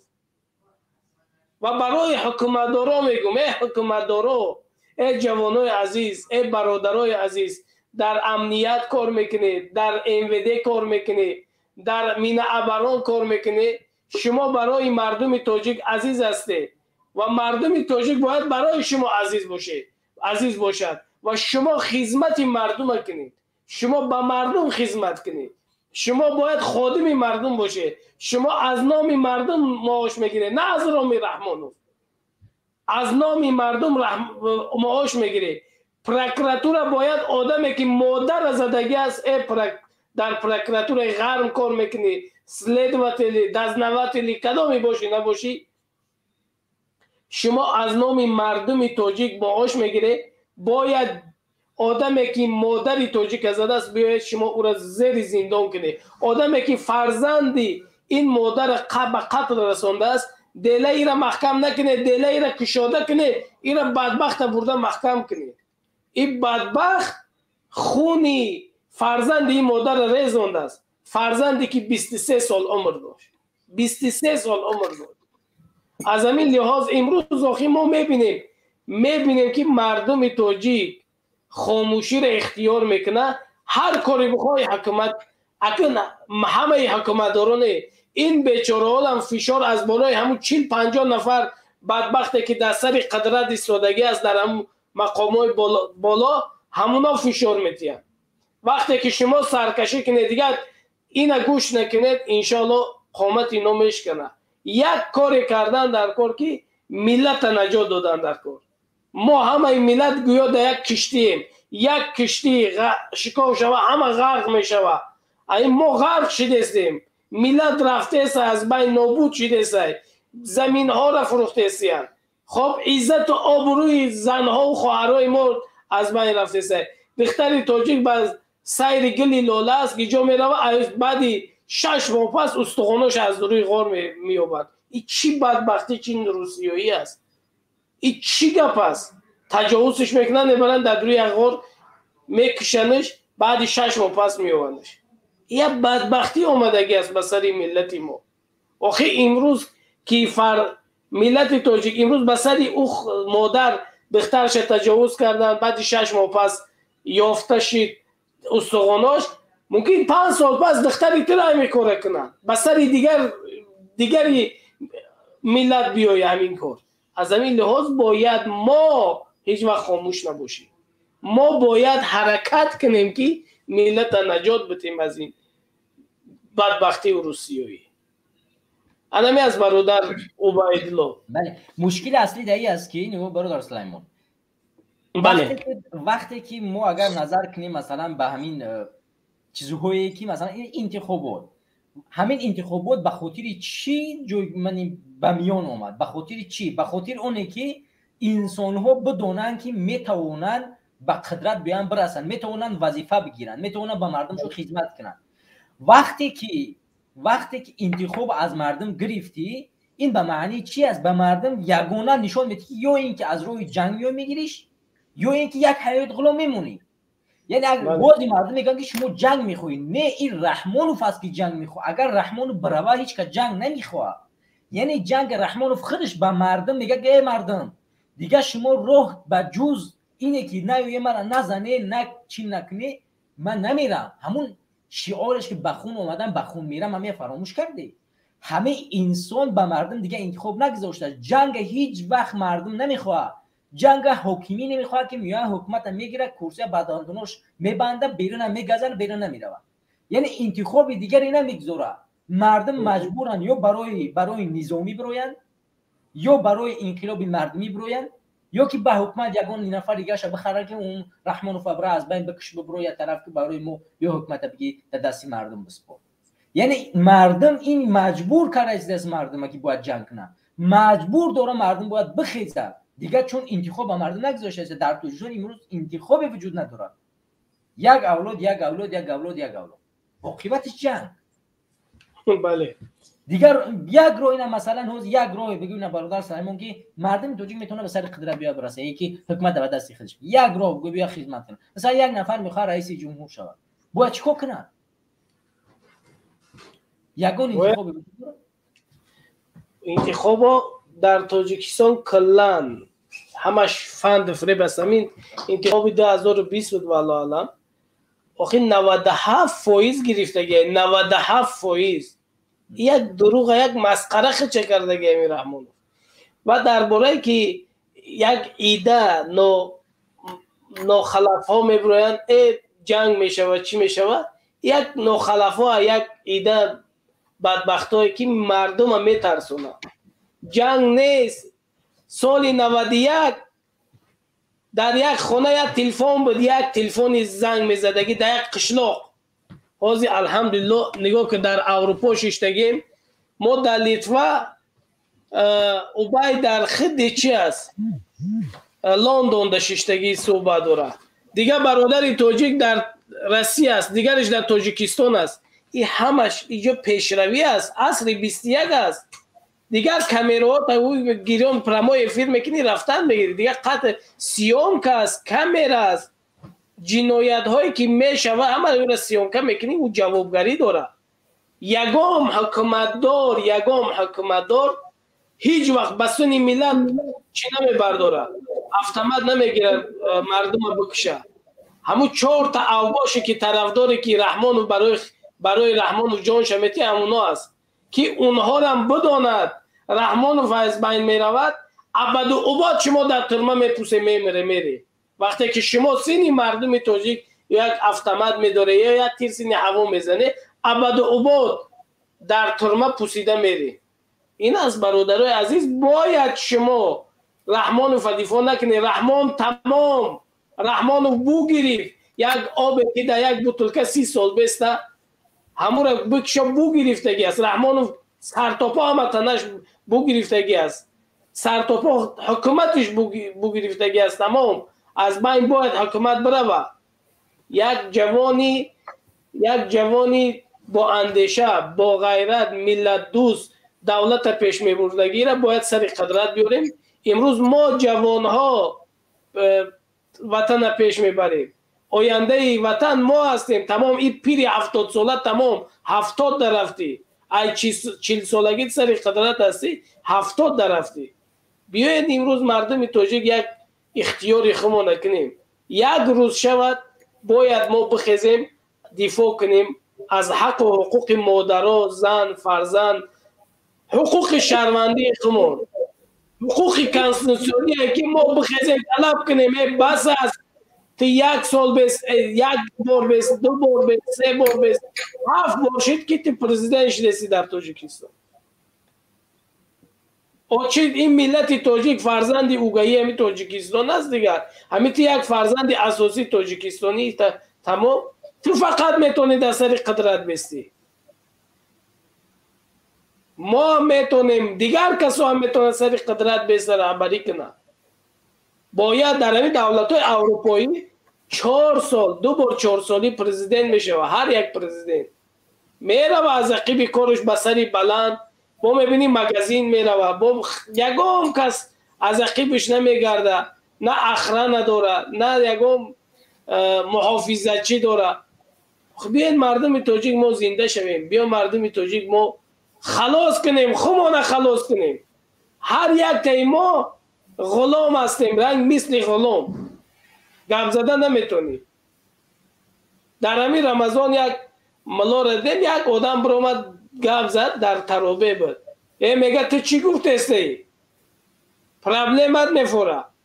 ملای رحمانوف، ملا امروز بسین ملت، بسین یک نمازخوان زوری میکنه که با پشتیبان رحمانوف است. انمی از دوستای عزیز، برادرای گرامی، باید ما و شما امروز وطن آزاد کنیم، وطن آباد کنیم. فرزندای ما رحمت بگن ما را. پدرام نمیگیم که شما کار کردگی نیست برای ما. ما از 17 سالگی ما در مهاجرت هستیم. پدر 17 ساله بوده مهاجرت اومدگی هستیم. نشوه که فرزندای ما و شما، فرزند ما اگر 3 ساله باشه امروز باید بعد 10 سال پس 15 سال پس مهاجرت بیاید. میگه لعنت به هم خلیق پدر ما که همین رحمانوفی بدبخت از بالای ما گرفتن نابود کردن نتونست.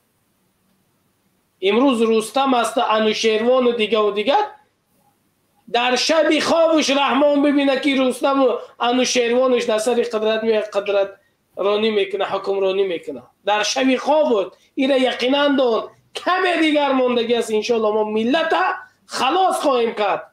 ملت انشالله خلاص میشه از دست این رحمانوف زاده، از دست این خسر بچه های رحمانوف، از دست یتیموف، از دست رمضان رحیموف، از دست اون شادی حفیظوفی که خبرهای بسیار خبرهای ناجات دیروز برای ما آمد رسید که آدم هایی بودن که قپیده شما لط کوب کرده، لط کوبشون کرده، اونا به اروپا آمدن.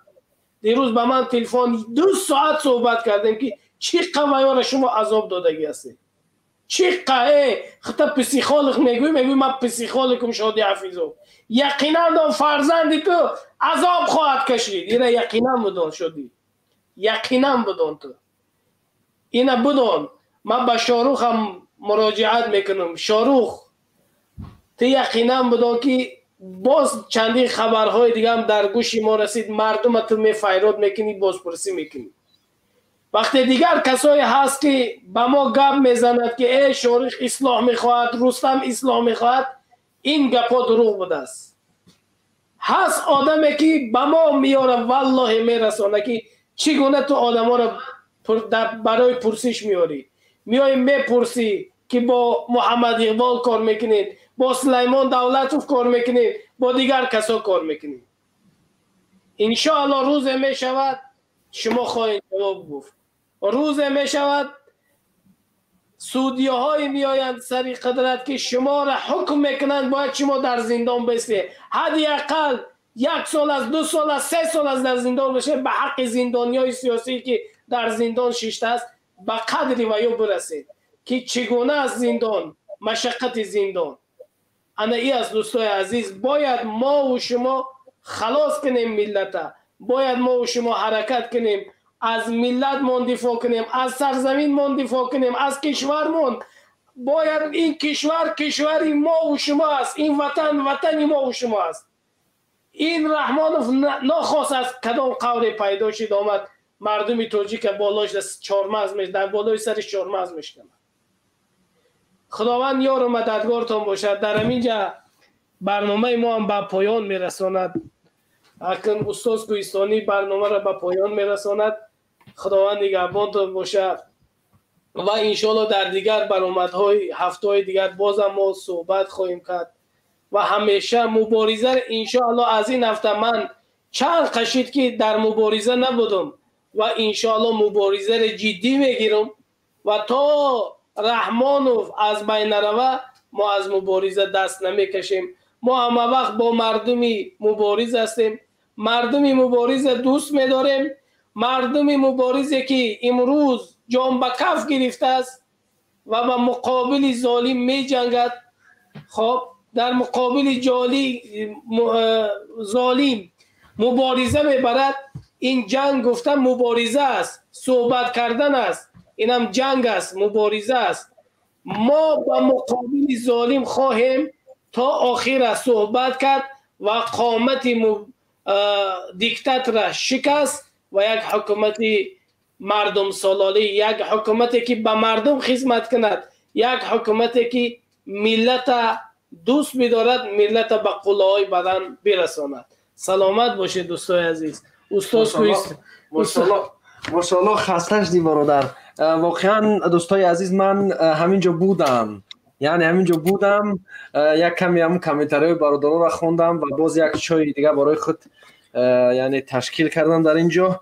برادر سلیمان دولتوف چون گفتم اینا تاجر هستند، همه چیز در آفیس اینا پیدا کرده می شود و من یک خرمای حجی پیدا کردم. واقعا جای شما خالی، یعنی عجیبه خیر خرمای حجیش میگفتن در وقتی ما، یعنی خرمای حجی هم برای افتاد نمود خیر ما داریم اینا پیغمبر ایمی استیم مثل با منظر جای همه خالی. برادر عبیدالله من خارج میشم، فقط آخر سخن همین است که انشالله امیدوارم که مردم اتحاد میشه و پیروز میشه و این حکومت ظالم نابود میشه. واقعا وقت شما رو نمیگیرم و انشالله تشکر زیاد خیر خش کی انشالله تمام میکنیم برنامه را. سلامت باشی برادر انصاری. سلام علیکم برادر. خوب دوستای عزیز، تشکر که تا این وقت تا این دم با ما بودین. همه شما دیدین که ما برنامه را شروع کردیم. بعضی پیشپرتکا هستن که کدمی که برنامه کنه او باید برنامه داشته باشه، در بیچاره نمیدونه دیگه چه دک جو بزنه. خیلی همه شما میبینین میدونین کی را گفته شدم دیگه جاش نیست. خب روز شد انشالله نومش میگیرم گپش میزنم چون که مردم بفهمن که خیلی کارو کردن در کار نیست و ما به خدا میدونیم که هر یک نفری که بغض داره، بدی داره، بد فکر میکنه، انشالله در یک روز جواب میده. خوب تشکر زیاد به مدیراتورا، با او خواهرایی که از شهر قزان در اینجا نشستن خدمت میکنن و از دیگر شهرها، از یکترینبورگ و از مسکو خواهرانی که در اینجا مدیراتوری دارن. دیده ایستادیم تو واقعا جا تو خال، جای همه برادرها خالی، جای همه خالی که در اینجا نیستن چون که این خرما خیلی مزه خوب دارد. سلیمان دولتوف هم انسانی خسیس نیستن دوستان عزیز، این انسانی بزرگ هستن. همیشه میشد که در اینجا یک چیزی پیدا کرد چون که زیاد صحبت کردیم، هیچ شیرینی در پیشم نبود، دهنم کمی نیاز به شیرینی کرد و گفتم شیرینی پیدا کنم و باز کمی با شما صحبت کنیم. برادر شما میتونین که خب یک 10 دقیقه با مردم صحبت بکنم، خیر خش بکنم، بعضی چیزا رو بگم انشالله. خب دوستان عزیز، برادرای گرامی، هر کدومی که دیجا هستین، یعنی از شما خوشحال هستم که نگاه نکرده به همه اون چیزهای حقیقتایی که شما دیده ایستادین، نگاه نکرده به همه اون روز میشه انشالله که اون خائنینی که خودشون به نام مبارز میگیرن، کوشش میکنن که دیگه مبارزا شنیده نشون، انشالله در پیش شما همیت نشانش خواهیم داد که خیلی کم تا بالا رفتن با هم خیلی در ته میزنن انشالله با امر خدا. یعنی مقصد ما این نیست، مقصد ما این از دوستای عزیز که همه برادرها یکجا باشن، اما بعضی ها واقعا کوشش میکنن که یعنی در پیش همه پالا میگم نختی پیش خوشق میگن کو همون نختی پیش خوشخند همه جا و این مردم میدونم من کی را گفته ایسم موقعی برای هم قانون نختای پیش خوشخند بفهمن که انشالله هیچ نفری که با بدی با او کارای میخواد که دیگر رو شنیده نشون هیچ وقت به مقصدش نمیرسه و این مردم یک نفر نیست، مردم خدا هست و خداوند همه شما را نگهدار باشه. خوشحال میشم بخدا با شما صحبت میکنم. برنامه رو تماشا کنید، کسایی که آبونه نیستین آبونه شین. 83% شما بدون آبونه من تماشا میکنن و دیگر فکر میکنم اکثریت برادر تبر بگه نتونستیم صحبت داده چون که اینترنتش خوب نبودن. دفعه دیگه ان شاء الله اینترنتش خوب باشه گپ میزنیم و دیگه نفرایی که یگون گپ دیگه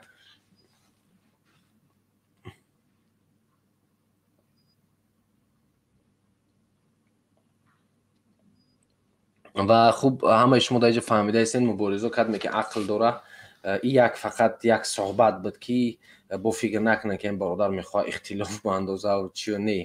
من بعضی نفرها را واقعا میتونم تا نشونشو بدم که مردم بشناسنش، اما اول یک بار میفهمونم شو که بفهمن که کارش خوب نیست.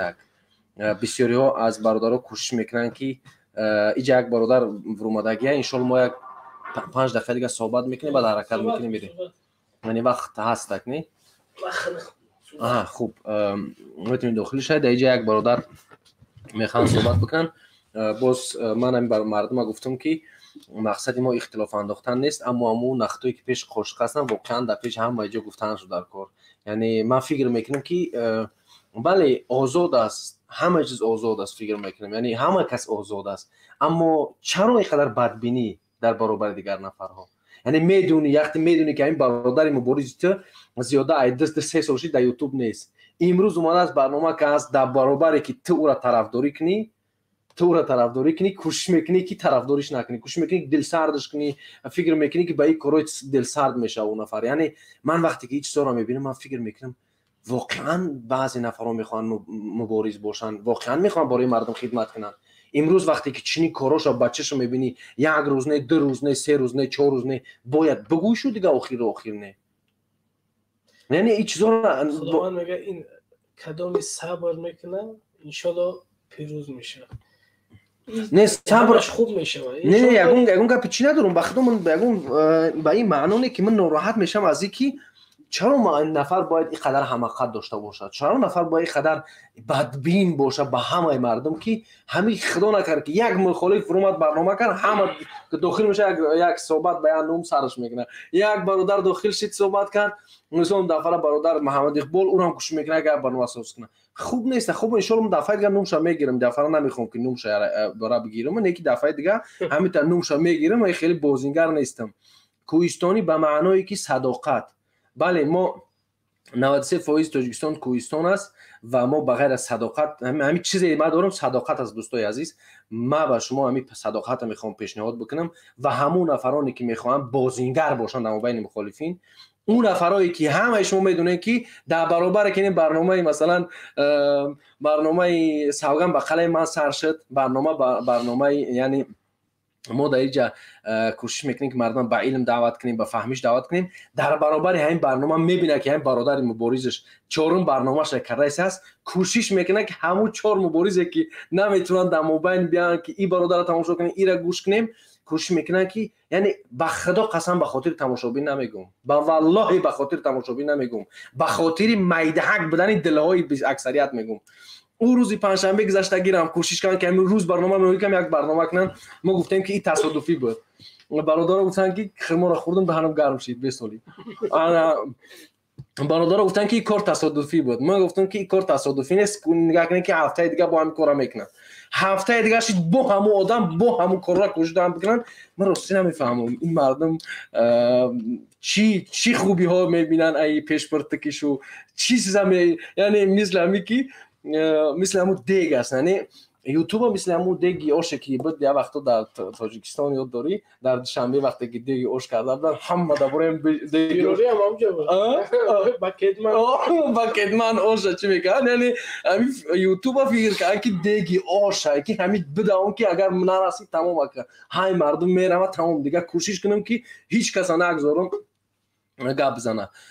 برادر عزیز در اینجا برادر عبدالله ورمادگی راستی ما برنامه را نمیخوایم دوام بدیم، اما خیلی گپ زدن میگیریم تا وقتی که تو نیستیم، چون که دیگه ساعت هم 21 برادر عزیز، یعنی 22 در کامپیوتر من 22.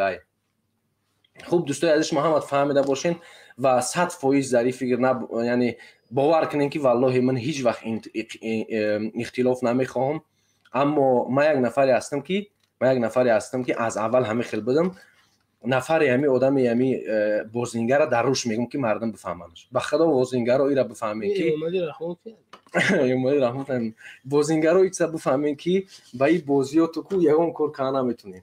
الله سبحانه و تعالی بعض نفرها را امیت میته.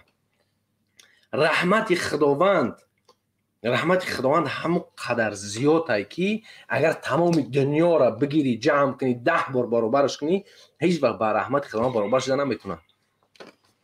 همین آسمان که صدها برابر از زمین کلان است، همون را اگر هم بگیری اجرا کنی با رحمت خداوند برابر نمیشه. با اون قدر ناامید نباشین که یک برادر شما برنامه نو سرکار شما کوچکنی که نه یک بمرم در همین وقت هم برنامه کنم که همین برادر را دلخنک کنم تمام دیگه ما خداوند رحمتش نمیده. برای استاد کوهستانی را برای چی استاد میگم؟ کوهستانی برای ما درس دادگی است. کوهستانی کل قرآن حافظ کل قرآن است. قریب 6-7 سال در زاهدان خواندگی است، در پاکستان خواندگی است و همین خاطر استادش میگم در این خلی کارها استاد هیچ وقت چی نشد. امروز پرتای ما آدمایی که چی کردگی است، ما باید دنبالی رحمان بگردیم. ما مردم هم میخواهیم که طرفی خود بکشیم و مقابل رحمان باید کاری کنیم که مردم نام رحمان نام الله است، لیکن همین بدبخت رحمان باید نام شامید بشنون لعنتش بید. چگونه که محمد اقبال میگه لعنت کرده الله. این به دلیل نیست. بله اینا دلیل حجت دارن. بخچه خاطر وقتی صلح کردن اونا در همون صلحنامه نویسته بودن که هر کسی که خیانت میکند لعنت خدا، لعنت ملائکه و لعنت تمامی مردم به او بود. خب وقتی که لعنت خدا بالایی که او شدگی باشد لعنت کرده خدا است. نه درسته برادر از دایی برات با خدا که من 100% با فکر خودم نه مقصد ما چیه؟ مقصد میگه که یعنی تا این درجه باید انسان حماقت نداشته باشه. مردم میفهم، مردم دیوانه نیست. با خدا همین مردم میبینه میفهمه. تا جایی که مثلا یک نفر میبره مبارزه این برای مردم فکر میکنه تمام ایمانش به هم میبند، در اخیر میفهمنش که این فقط هیچ کب است. یا یک نفر بازیگر دست که فقط میخوام تا گپ بزنه که مردم گوش کنن. یعنی مردم باید بفهمن که واقعا کی دیگه مبارزه میبره، کی واقعا دیگه میخواد برای ملت کاری بکنه. یعنی مقصد بخدا به این نیست که ما همیشه گفتیم و میگیم که یعنی یگانه هدف ما از بین بردن حکومت رحمان فای ایجا یگان کس گپ نمیگه. لیکن وقتی که 2-3 بار یعنی خواسته بر ضد کار میکنه یک نفر اینا باید من اصلا نفر حمایت رحمانوف نباشم که برنامه کنم تو درباره من کوشش بکنی. یعنی این چیزا رو باید مردم خلق بفهمه، ببینه که مثلا بعضی کارا را اجازه نیست کردن. اینجا جنگل نیست که دیگه مثلا گرگم میگه که منظور، خرسم میگه که منظور. من به این معنا میگم دوستای عزیز که یعنی نفرای نباشیم. یعنی من 2 هفته شد نگه دارم دوستای عزیز، کوشش دارن که این برنامه‌های منوچهر تمام مکن مردم برام که این برادر گپ نزنه. به خاطر چی؟ آیا وقتی که یک مبارز بر ضد یک مبارز کوشش میکنه این کاری خوب است؟ کاری خوب نیست. مثلا برادر محمد اقبال چندین بار این چیزا رو میبینه در برنامه همون هم کوشش میکنن دیگه برادرها. یعنی این کاری خوب نیست. ما این چیزا رو یعنی ما به خاطر اومدگیم که مثلا همه گپا رو بگیم به خدا بازی نمیخوام بکنم. یعنی هیچ گم ندارم. ما به خاطر اومدگیم که مثلا قطعی مردم بازی نکنیم. به خدا نمیگم همه سری که ما بجا میکنیم کو همین بعض نفرایی که بازی میکنن واقعا سیاست مدار نیستن، نه بغلی نه با فارسی نوشتن نمیتونن، 4 گپ هم تقری ازیاد که اگه گپ میزنن 4 کلمه انگلیسی دیگه را فکر میکنن که تمام دنیا تایید شوی. نه که این خیلی نیست. کوخی تنها یک نفری که هم علمش نمیرسه میتونه که رشک کنه به یک برادر مبارزش. ما اگر 1000 پشونه می چیزا را کو مردم هم چیزا را میبینن که اسلام با خدا مردم هم چیزا را میبینن. با همون خاطر این چیزا باید برای مردم هم همه چیز فهمو باشه. خوب دوستای عزیز تشکر زیاد به همه شما. باز هم با مدیراتورایی که خدمت کردین ممنون از همه شما دوستای عزیز. لیون کینگ برادر مدیراتور هست. احساس که مدیراتور امروز کمی دیر داخل شدی به اون خاطر نتونستم که مدیراتور بگذارم. این طرف و طرف نگاه کردم نبودین، اما انشالله دفعه دیگه حتما یکم بنویس یکم مدیراتور میگذارم و او باز هم میگم مدیراتورایی که خدمت کردین تشکر زیاد. کوشش بکنین که این برنامه را پخش بکنین، باز پخش بکنین. نفرای ابونه نیستین، خواهش میکنم ابونه بشین. حاضی با فکرم 36700 نفریم. در اینجا چند نفرین؟ چند نفرید که ابونه نیستین که یک زور بزنین 36800 کنیم. یعنی کمک براوا. انشالله که خوب کوشش میکنیم که باز در برنامه دیگه صحبت کنیم، بخندیم، بگیم مشکلات. ما برای گریستن و معگی نیستیم. یا برادر دیگر 5 دقیقه میتیم گپ زنه و خارج میشیم. برادر عبدالله گپ طولانی نکنی که سلیمان دولت خود داره. خب سلام خدمت پیش با شما و کل بینندگان و کل مردم تاجیکستان میرسانم. خداوند همه مردم تاجیکستان سربلندترین مردم روی دنیا باشه. من همین چیزا آرزو دارم. آمین. خوشبختم که انا خیلی برنامه ها هستن که مثلا که ما میدویم همین درد دل خودمون میگیم. بعد کسی که چه قابلیتی داره مثال همون را میتونه که در برنامه‌اش ما بگونه ببره قابلیت چه بوده که ما فلان کار میتونم. ماشاءالله که اینم برادرها وزیرا بسیار شدن، پرزیدنت بسیار شدن. اما خوب شد. اولین نفر خودت بودی ماشاءالله که کوشش کردی که رای کار باز بکنی و بله نفر نوارش تا 10 تماشا کردی.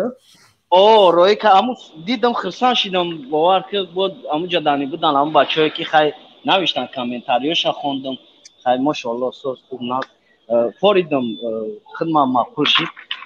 با میخوام که بیشتر شوه همین چیزا، همین مردم بودن آزاد همین گپای چون بگم کی نمیخواد پرزیدنت باشه، کی نمیخواد که با مردم مظلوم تاجیکستان که امروز در مسئولیتی قرار دارن ظلم برای مادر 60 ساله 70 ساله ظلم اخی به حد مردم سطح پست زندگی در قرار داره. حاضر مردم تاجیکستان به حد میگم سطح پست زندگی در قرار داره که دیگه ایدا پستش لوچی همین بمبری همین باور کنین برادرها این برای یک شخصی که کم ترک ناموس داره این درد این کسل باور کنین. ما همین جوان کلابی گپ زد ما خدمت کلابیم یه برادرم من کلابیم ما تمام کار در زندگیم دیدگیم تمام کار من ندزدیدم ما یک کس نکشتم ما یک کس بگناه یگان گپ گفتگی نیستم ما نه بچو یک کلابیم من صغیره درس کیم با قوقا کو هیچ کس گردن نمیتونم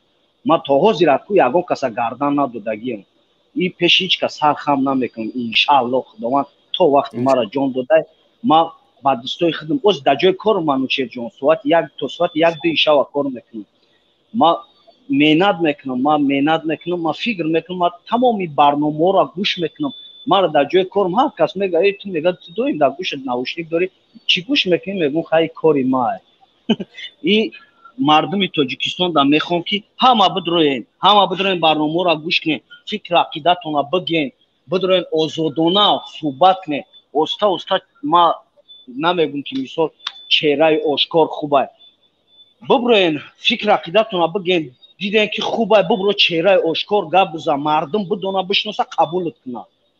این همین قدر دوستانی داشتم آزادی با تمام مردم تاجیکستان با کل تاجیکستانیان آزادی ای رژیمی ظلمکاری رحمانو. بله برادر عزیز بله سلامت باشین. اگر سوال ها باشه وقت را نمیگیرم. سوال ها حتما پیدا خواهند شد و خدا همین روز یعنی باوری نداشتم که همه تجهیزات ما آورده باشم و همه تجهیزات ما باوری نداشتم که آورده باشم اما نگاه میکنم که هم یه ماشین همه تجهیزات شدگی الحمدلله که تونستیم که همه تجهیزات رو بیاریم و در یک کشور دیگه این اولین برنامه بود که با یک نفر دیگه مثلا با حضور دیگه برادرها گذروندیم. یعنی خوشحال کننده بود. حتما یعنی سوالا پیدا میشن اما سفر دیگه سفر است. اون نفرایی که در کامنتر می نویسین کامنتاریات رو خونده ایستادیم یعنی بعضی‌ها درست میگین بعضی‌ها نادرست میگین یعنی ما کی را گفتم خودتون فهمیدین یعنی جای بجو کنی از دفعه دیگه همت مراجعت قطعی میگم مش فکت دلیلش قطعی برای موقع بعضی برادرها صبر میکنن با میگن نه صبر کن در کار این با اون معنا نیست که صبر با اون معنای هایی که وقتی که مثلا یک کار ناعیان است صبر میکنی که امو فهموش برای که همی کار چخیل میشه و صبر در این وقتی که تو منافق در برابر میبینی یک نفر منافقت میکنه یک نفر واقعا منافق وقتی که نشون میده وقتی که انسان منافق نگه که منافقی دیگه او چی مردک یاخی مردک همون نفری که منافقه بگه من به خدا این منافقا را ایشش میبرم بدون شوخی گفتم بدون تهدید یعنی منافقی در کار نیست و هیچ کس هم در اینجا در پای اختلاف نیست هیچ کس هم کوشش نمیکنه اون نفر بد بگه اما یعنی همچنین یک مبارز وقتی میبینی که مثلا یک مبارز دیگه بازیگری میکنه مثل کودکا و مثل یک کودک چوچک را میگیرن یا بیان میکنه او فکر میکنه که تمام چوچکی را میگیرن نه چوچک تا نمیگیرن اون چوچکی تو خودش هم ریزنش تیور میشه و میره و تکس تو ناراحت نشه. برای همون دوستای عزیز باز هم شما را تشکر میگم که در برنامه بودین. برادر عبدالله سلام و برادر دیگه برادرای دیگه هستن. خب یک بار دیگه هم تا میگذارم که دیگه برادر یونس هستن میخوان صحبت کنن. برادر امامعلی رحمان دیگه هستن چیزی میخوان بگن یا امامعلی رحمان بفرمایید اگر اون گپ داشته باشیم برادر عزیز که با نگین که گپ تو ندادم. السلام علیکم و رحمت الله. و علیکم السلام و رحمت الله و برکاته دوستان. تشکر شما خوبین سلامتین؟ الحمدلله الله هدایت کنه نگهبان باشن. آمین آمین آمین آمین. تشکر. تریو دوباره زیاده کنه. آمین. شما رو میز خداوند صفات و زیاده کنه که حق ببینین حق بفهمین. همین حق دیدن خیلی مبارزه است. و در همین غریب شما رو میبینیم خیلی خوشحال میشیم. تشکر زیاد. منم صدای زیبای شما را میشنوم خوشحال میشم که چنین نفرای صداشرین هم داریم. اصلا به خدا دوزده جشنگی بودیم همین شما رو تماشا داشتیم خاص حق استم که اسم آمدم شما تماشا داشتم. تشکر. یعنی زیاده 3 ساعت خدا صرف ما کردین خداوند اجر بده به شما. الله نگهبان باشه. سلام علیکم. استیفا رحمانو. و علیکم السلام و رحمت الله و برکاته. استیفا. تشکر. خوب دیگر نفر صابر فرمایید صابر.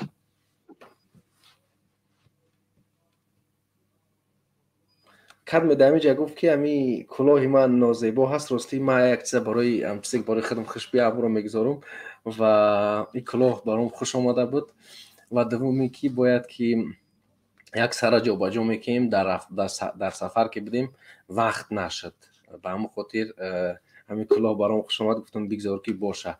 خوب صبر نیستن در ایجا ما در ایجا صدا میزنیم انتیشریک کو بیو برادر بفرو بالا بفرو بیو کو